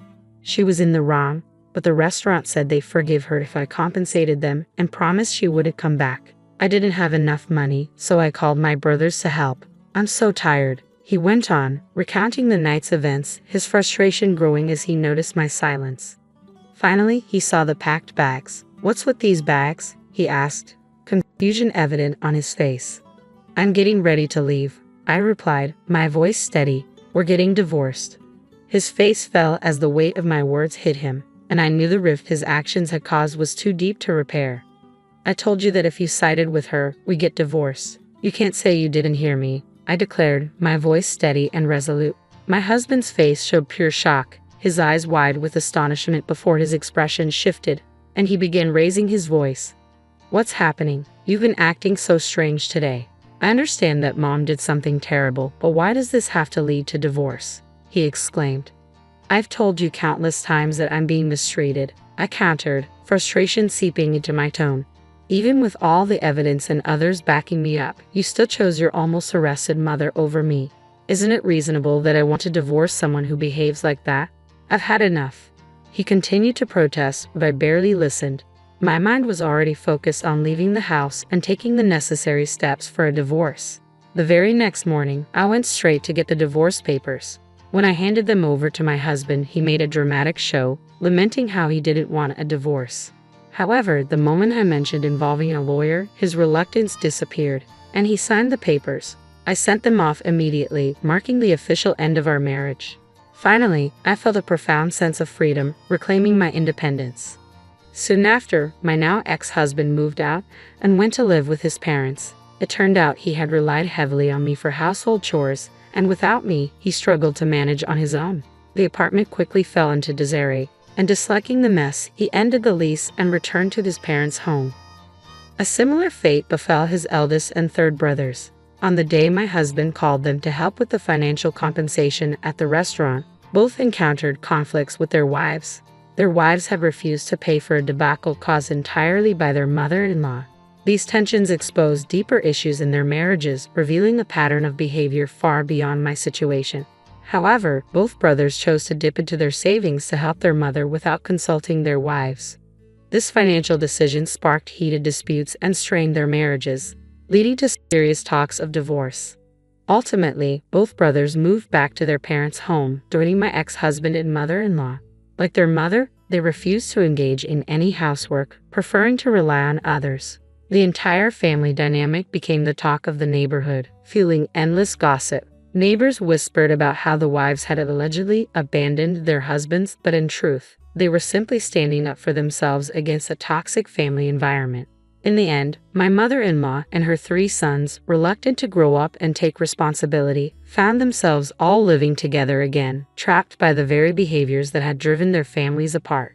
The 3 brothers, in response, received staunch support from their mother, who blamed all the family strife on their wives. My ex-husband, hearing about this, nodded smugly, convinced that divorcing me had been the right decision. Despite the swirling rumors, my relationship with the neighbors remained strong. They knew all too well about my mother-in-law's difficult personality and kept a respectful distance from her, occasionally sharing quiet laughs about her antics. Over time, my mother-in-law developed a notorious reputation in the neighborhood as a parent who had failed to properly raise her sons. My ex-husbands were labeled as mama's boys, criticized for siding with their mother instead of supporting their wives. Despite their attempts to reach out to me, I took decisive steps to start anew. I changed all my contact details and moved to a new house, ensuring they couldn't find me, securing my peace and beginning a fresh chapter far from the turmoil of the past. Since cutting ties with my mother-in-law and her side of the family, my life has transformed remarkably for the better. The relief of no longer having to deal with the constant stress and drama she caused is immense. Even more, the opportunity to form new friendships has greatly enriched my life. During the turbulent time of my divorce, I found unexpected camaraderie with the ex-wives of my former husband's brothers. Our shared experiences with my mother-in-law brought us together, and we've since grown close. Now, we frequently meet up for meals and enjoy weekend shopping trips. Ironically, I find myself grateful to my ex-husband for one thing, introducing me to these incredible women who have become dear friends. In just 3 days, we're planning to explore a new cafe in town. It's refreshing to engage in activities that bring us joy, free from the toxic relationships of the past. This newfound freedom is incredibly liberating. I'm now living the life I've always wanted, surrounded by friends who uplift and support me. Reflecting on how different my life would have been without these friendships, I realize how much they've filled a void I hadn't even recognized. For that, I am profoundly grateful. I cherish these bonds deeply and hope they last a lifetime, as they have truly changed my perspective on what it means to have supportive, meaningful relationships. Hello, my name is Julie, and I'm 42 years old. I've been reflecting on a particularly difficult time in my life that began when I decided to end my marriage to Thomas. It became increasingly clear that we simply weren't meant for each other. His childish and immature behavior constantly frayed my nerves, and the thought of being tied to him for life felt less like a partnership and more like a sentence. However, the strain in our marriage wasn't entirely due to Thomas. His mother, Martha, played a significant role in my distress from the very beginning. She made it clear that I would never meet her high expectations for her son. Her relentless criticism and subtle undermining eroded my confidence, making me feel like an outsider in my own home. I recall countless evenings returning home from work, yearning for peace, only to find Thomas absorbed in his video games, completely disregarding me and our shared responsibilities. Any attempt I made to voice my frustrations was met with indifference. "Thomas, I've had a tough day. Could you help out with some chores?" His typical response was dismissive. Later, "I'm in the middle of this game." This disregard extended beyond our daily lives. He even forgot our anniversary, brushing it off when confronted with a casual, "It's just a date. We can celebrate some other time." Another time, he invited his overbearing mother over without informing me, turning what I had hoped would be a peaceful weekend into an unwelcome family gathering. "She's my mom, Julie. She can come whenever she wants. Don't be uptight," he said. Discussing financial planning was another sore spot. Talking about budgeting or savings with Thomas felt like conversing with a child. "You worry too much. Let's just enjoy our money. We'll figure it out later," he would argue. These examples only scratched the surface of the deep-rooted issues in our marriage, where my concerns were routinely dismissed and my feelings invalidated. At family gatherings, Martha took pleasure in belittling me, never missing an opportunity to criticize my appearance, career, or even my cooking. I remember one evening, after spending hours preparing a meal, I hoped for a little appreciation. "Martha, I spent hours on this dinner. I hope you enjoy it." Her response was sharp and cutting. "Well, let's see if it's even edible. I can't trust your cooking." Another instance involved a new dress I was excited about. "Martha, I found this beautiful dress that I think would look great on me." Her reply was equally dismissive. "Oh, sweetie, that dress is far too revealing for someone your age. You don't want to embarrass yourself, do you?" And when I tried to assert my parenting style, she was just as dismissive. "Martha, I would appreciate it if you didn't criticize my parenting decisions." "I know what's best for my children," she retorted. "Clearly, you don't, or you wouldn't be making such foolish choices. Honestly, what is wrong with you?"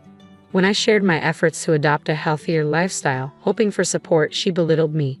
"Oh please, you're wasting your time with all that exercise and dieting. You'll never look as good as me." Her justification was blunt.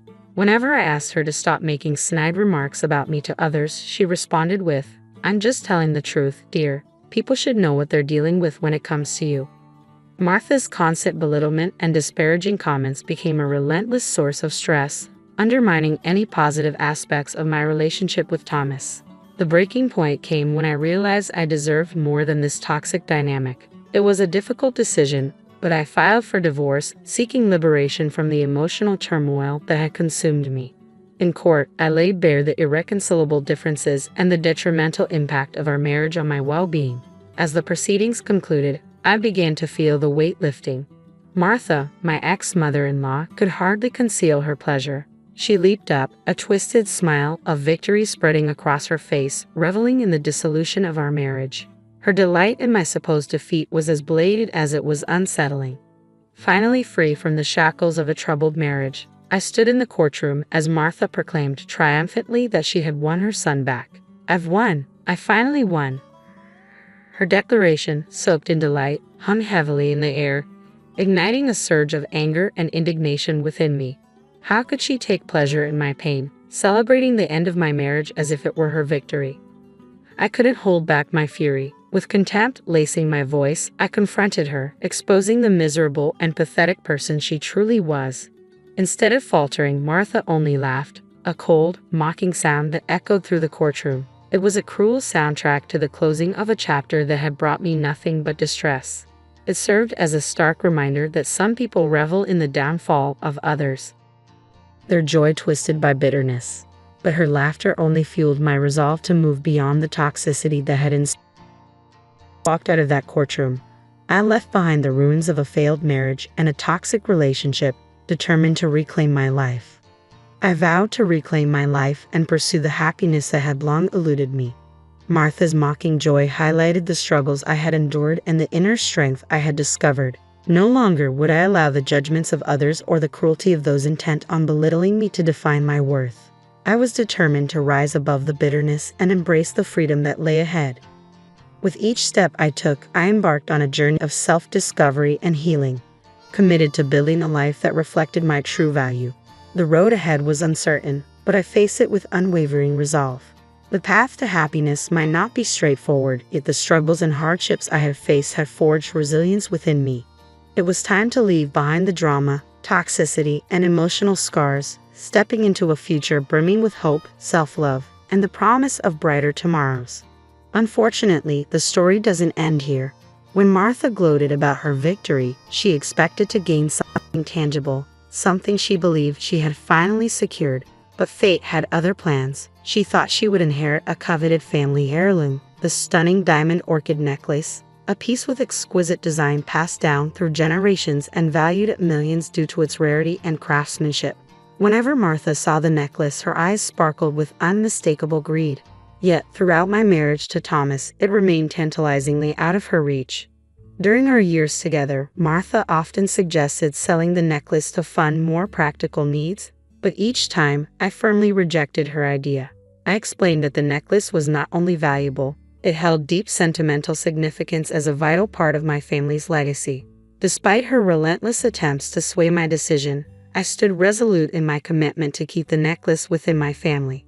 After the divorce was finalized, Martha believed she might somehow benefit from the necklace's value, thinking she could claim a share that would satisfy her materialistic desires. What she didn't know was that I had other plans in mind. A month had passed since the divorce when, unexpectedly, I heard a familiar knock at my door. When I opened it, I found Martha standing there, her face streaked with tears and her voice trembling. "Julie, please, I need to talk to you," she pleaded. Despite my mixed feelings, curiosity laced with reluctant sympathy, I stepped aside and let her in from the cold. Once settled in the living room, I encouraged her to share what was on her mind. Through her sobs, Martha struggled to articulate her thoughts, revealing the collapse of her carefully laid plans.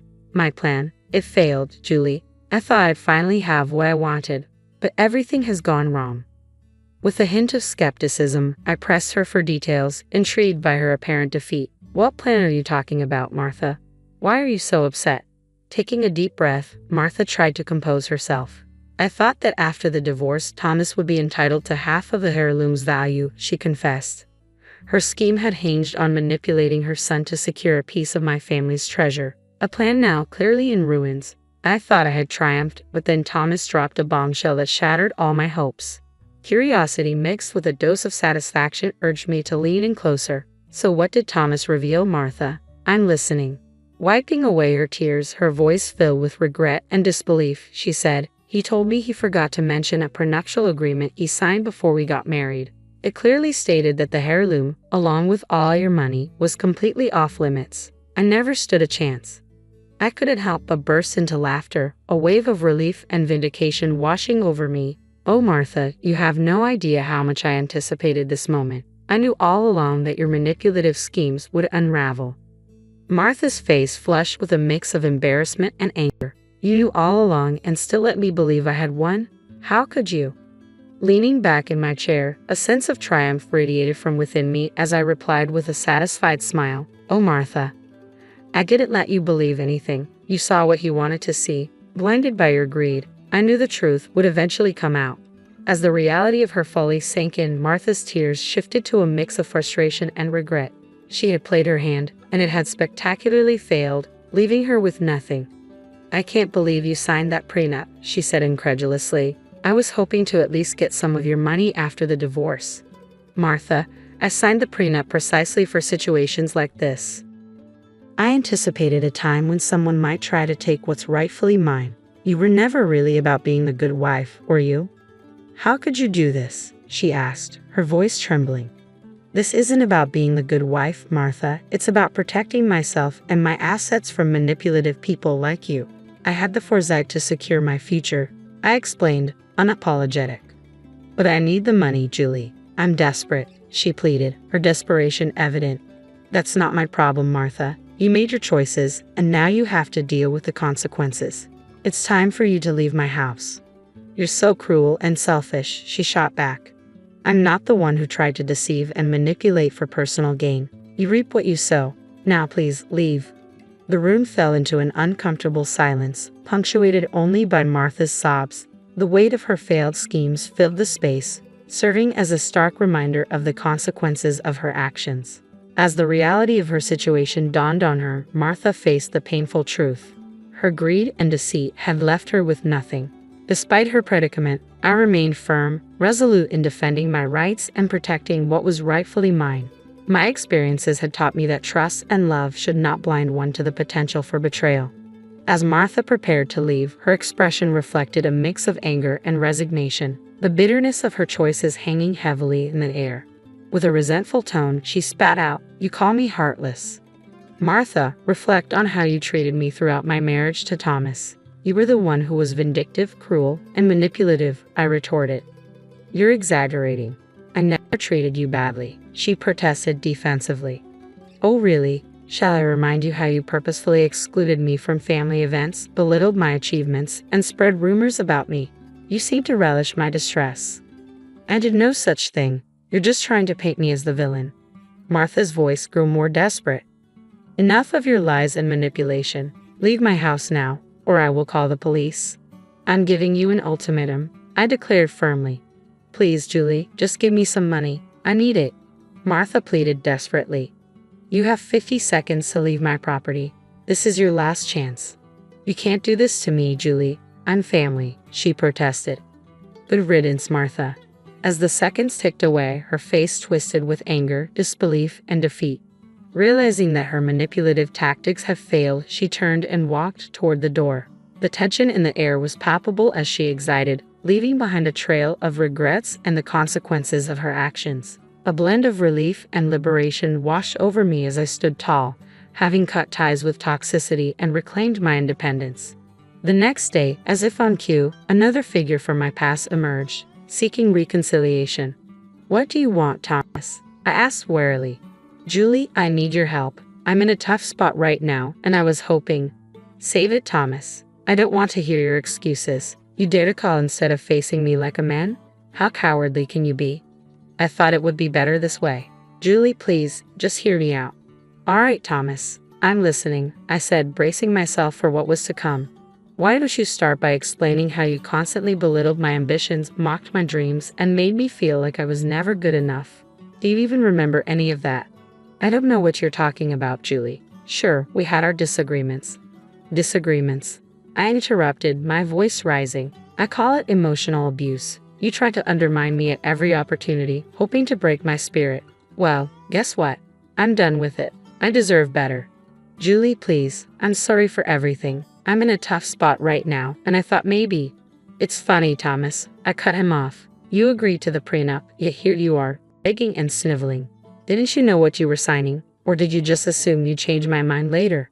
I didn't fully understand it back then. I just knew that I loved you, he stammered. Cut the crap, Thomas. You always had an angle, and now you're out of options. Julie, I don't know what to say. Yeah, I figured as much. You've always been at a loss for words when it matters. Listen to me, Thomas. This is the last time I'll say this. If you try to contact me again, I will get a restraining order. Do you understand? But Julie? No, Thomas. It's over. Goodbye.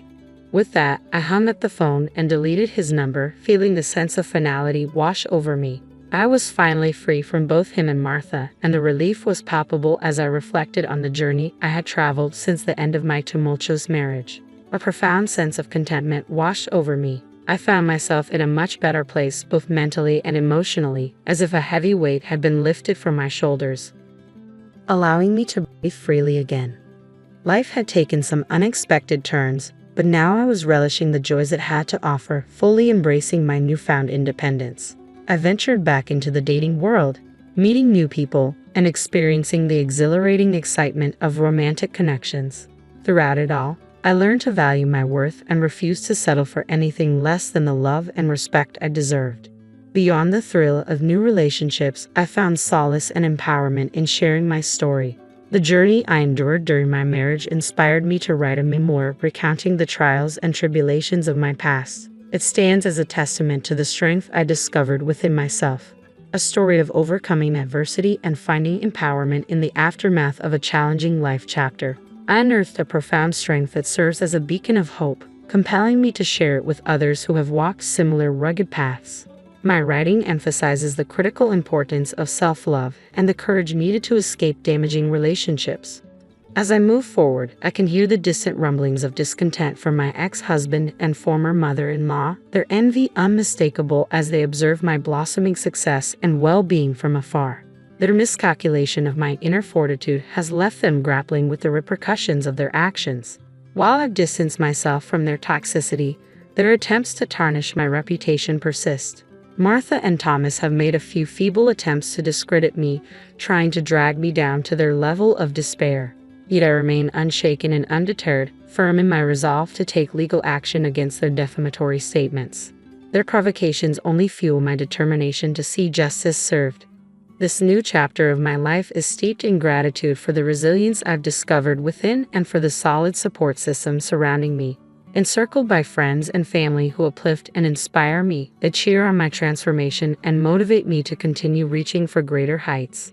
From the ruins of a shattered marriage, I have emerged not only unscathed but fortified, enlightened about my worth and more determined than ever to live freely and fully. This journey, though fraught with challenges, has catapulted me to a realm of self-empowerment and authenticity. My life's narrative is no longer defined by the shadows of pain but illuminated by the triumphs of overcoming and thriving. Having moved past the darkness, I now bask in the light of promising new beginnings. As I pen the ongoing chapters of my life, I approach each page with renewed purpose, seizing the happiness that had previously eluded me. Every word I craft is a step toward reclaiming my voice, my power, and my essence. My quest for revenge was never about stooping to their level, but about ascending beyond it, showcasing the robustness and elegance inherent in my spirit. I am Julie, reborn from adversity, like a phoenix rising from the ashes, ready to soar to unprecedented heights and leaving the remnants of my past far behind in the dust.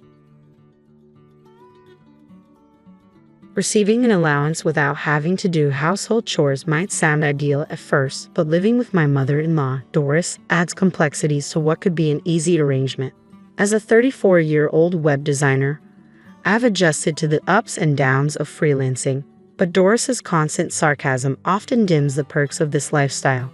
my husband Bobby, and I face various challenges living with her, mostly because of our differing views on work and home responsibilities. After getting married, I transitioned from a corporate job to freelancing, a change that was well received by my former employer and myself. It's allowed me to maintain a steady stream of projects with familiar clients, freed me from daily commutes, and given me more time to focus on our home. Despite the benefits and Bobby's supportive attitude, Doris clings to her traditional beliefs about marriage and the role of a wife. In her mind, a wife should primarily be a homemaker, and she regularly makes her views known, dismissing the idea of modern shared responsibilities between spouses. To Doris, my freelance work seems insignificant, and she believes it doesn't contribute meaningfully to the household finances. I try my best to balance my web design projects with household chores when I have free time. But no matter what I do, Doris's opinions remain unchanged. Her dissatisfaction seems to stem from the contrast between my contemporary approach to work-life balance and her more traditional expectations. She likely views me as an outsider disrupting her family dynamic, especially since she's grown more reliant on Bobby since his father passed away 4 years ago.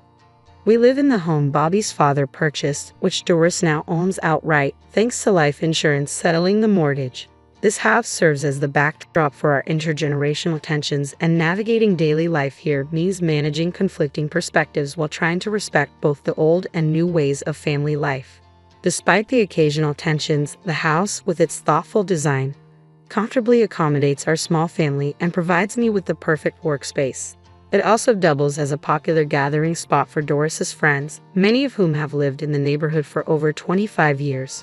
When they visit, the atmosphere shifts, and I often find myself playing the role of a gracious hostess, serving coffee and sweets as the group chats. Inevitably, their conversations drift toward sharing grievances about their daughters-in-law, a recurring topic of discussion. I sometimes find myself chuckling as Doris and her friends swap stories about their daughters-in-law.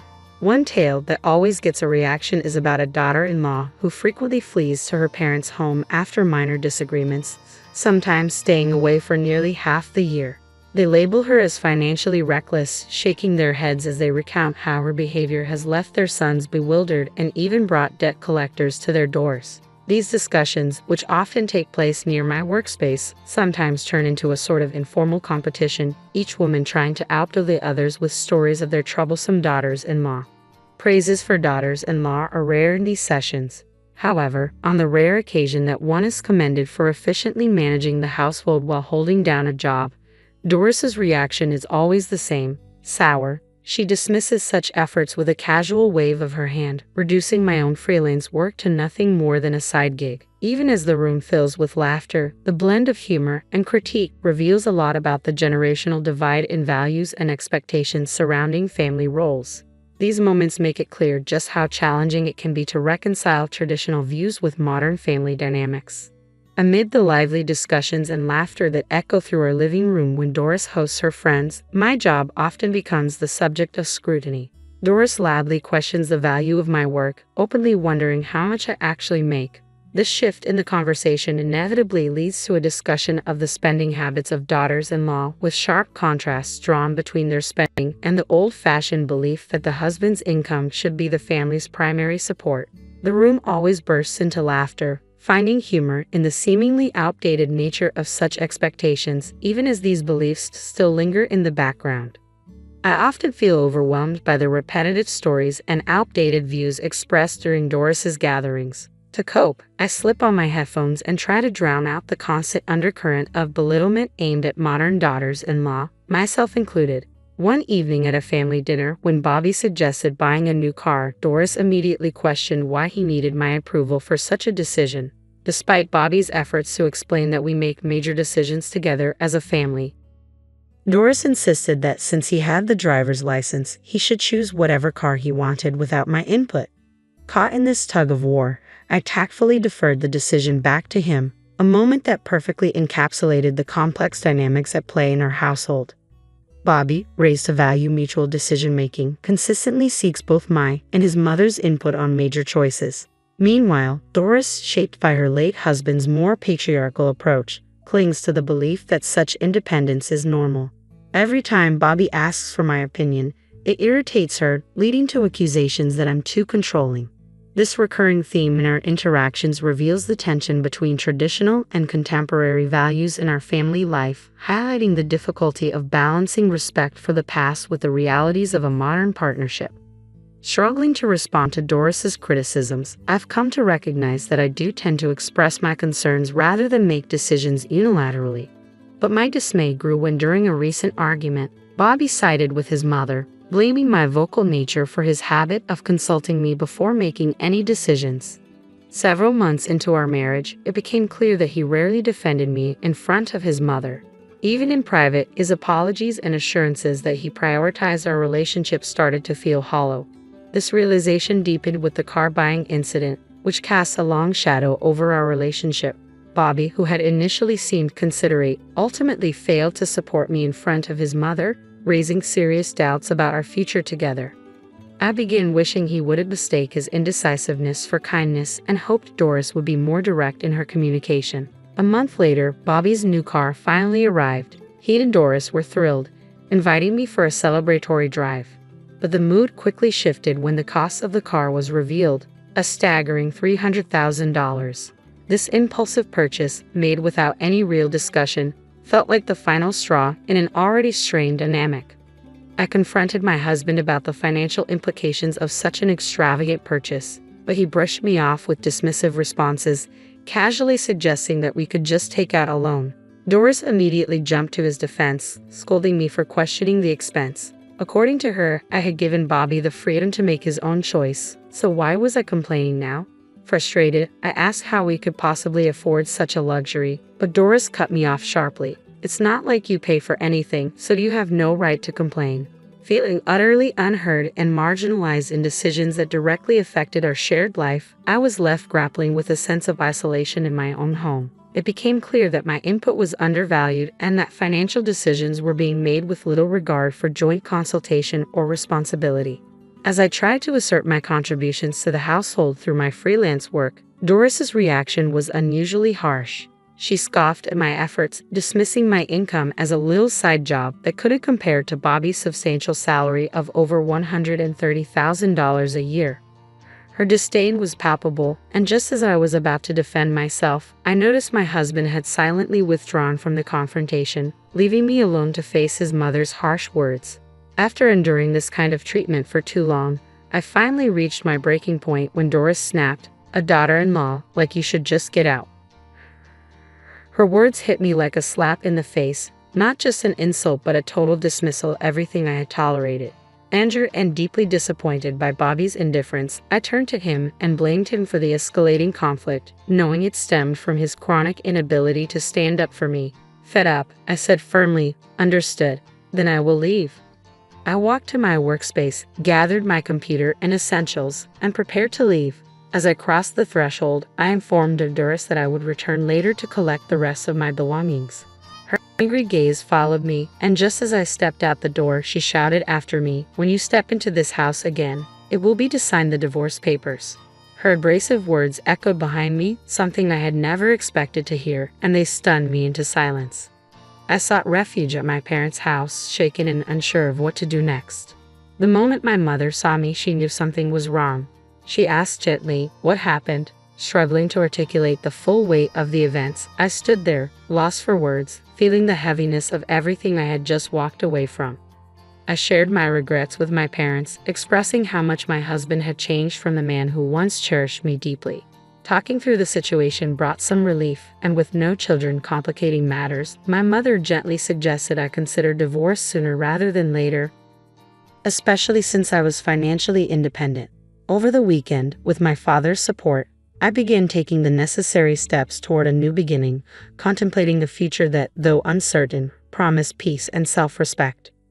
I returned to collect my belongings from the house I had shared with my husband and his mother.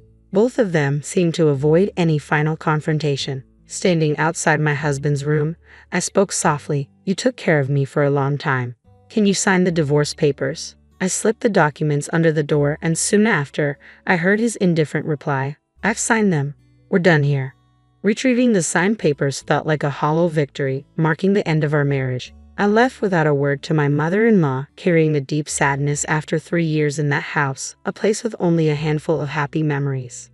I went straight to the city office to submit the divorce papers, hoping the formal separation would help bring closure to this chapter of my life. My plan was to temporarily move back to my parents' home and continue working remotely as I started to rebuild my life independently. My mother suggested I stay with them for a while, reassuring me that it would be less worrying than living alone. My father shared similar concerns, cautioning that Bobby and his mother might unpredictably show up at my door. Although I initially thought that scenario was unlikely, living at my parents' home brought unexpected comfort.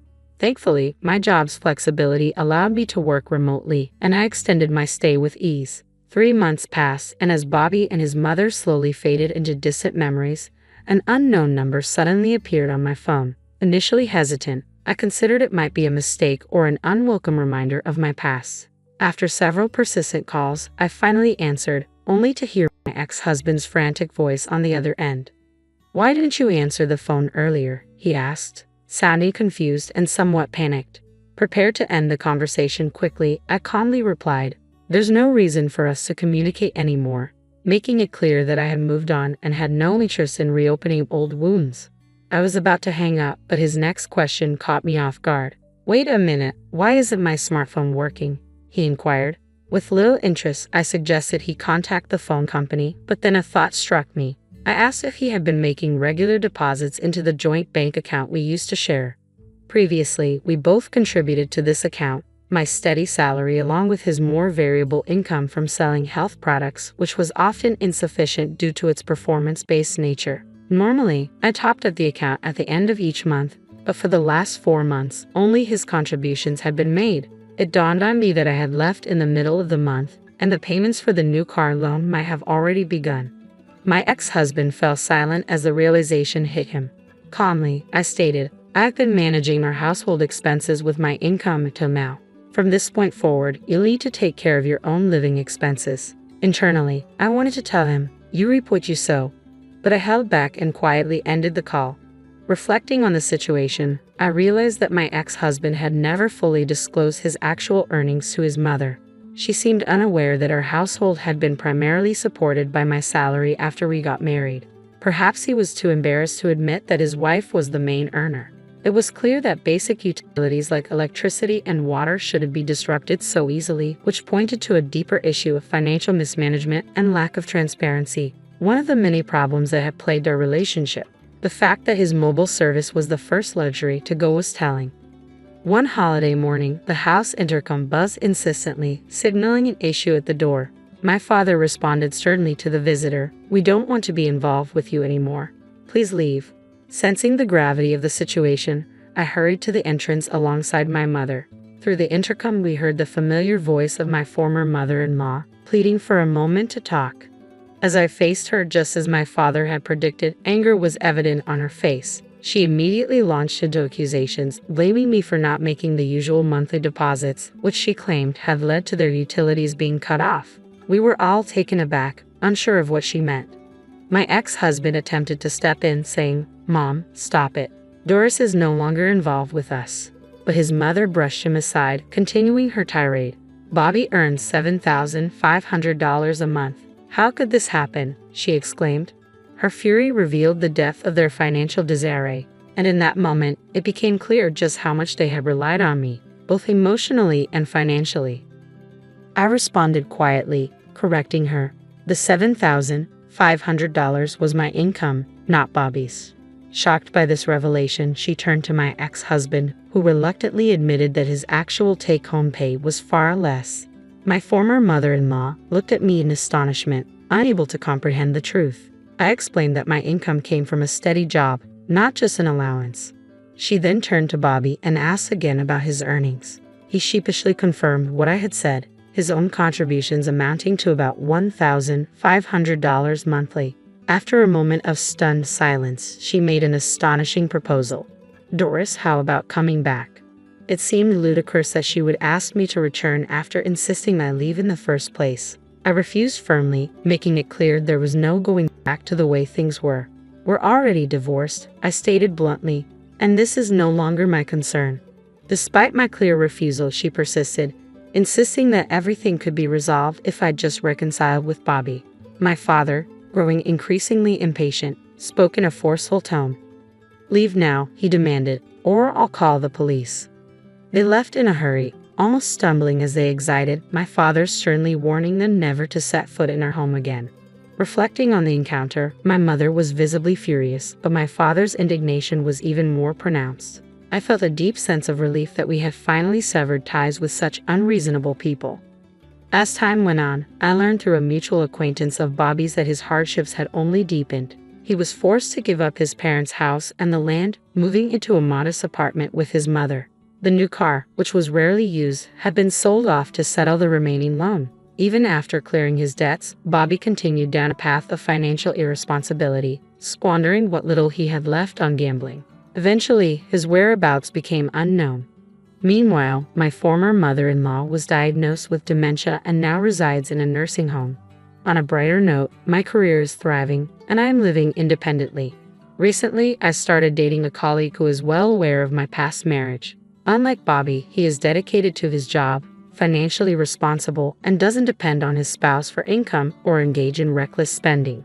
While we haven't explicitly discussed marriage, I feel confident about our future together, sensing a genuine potential in our relationship that I never experienced before.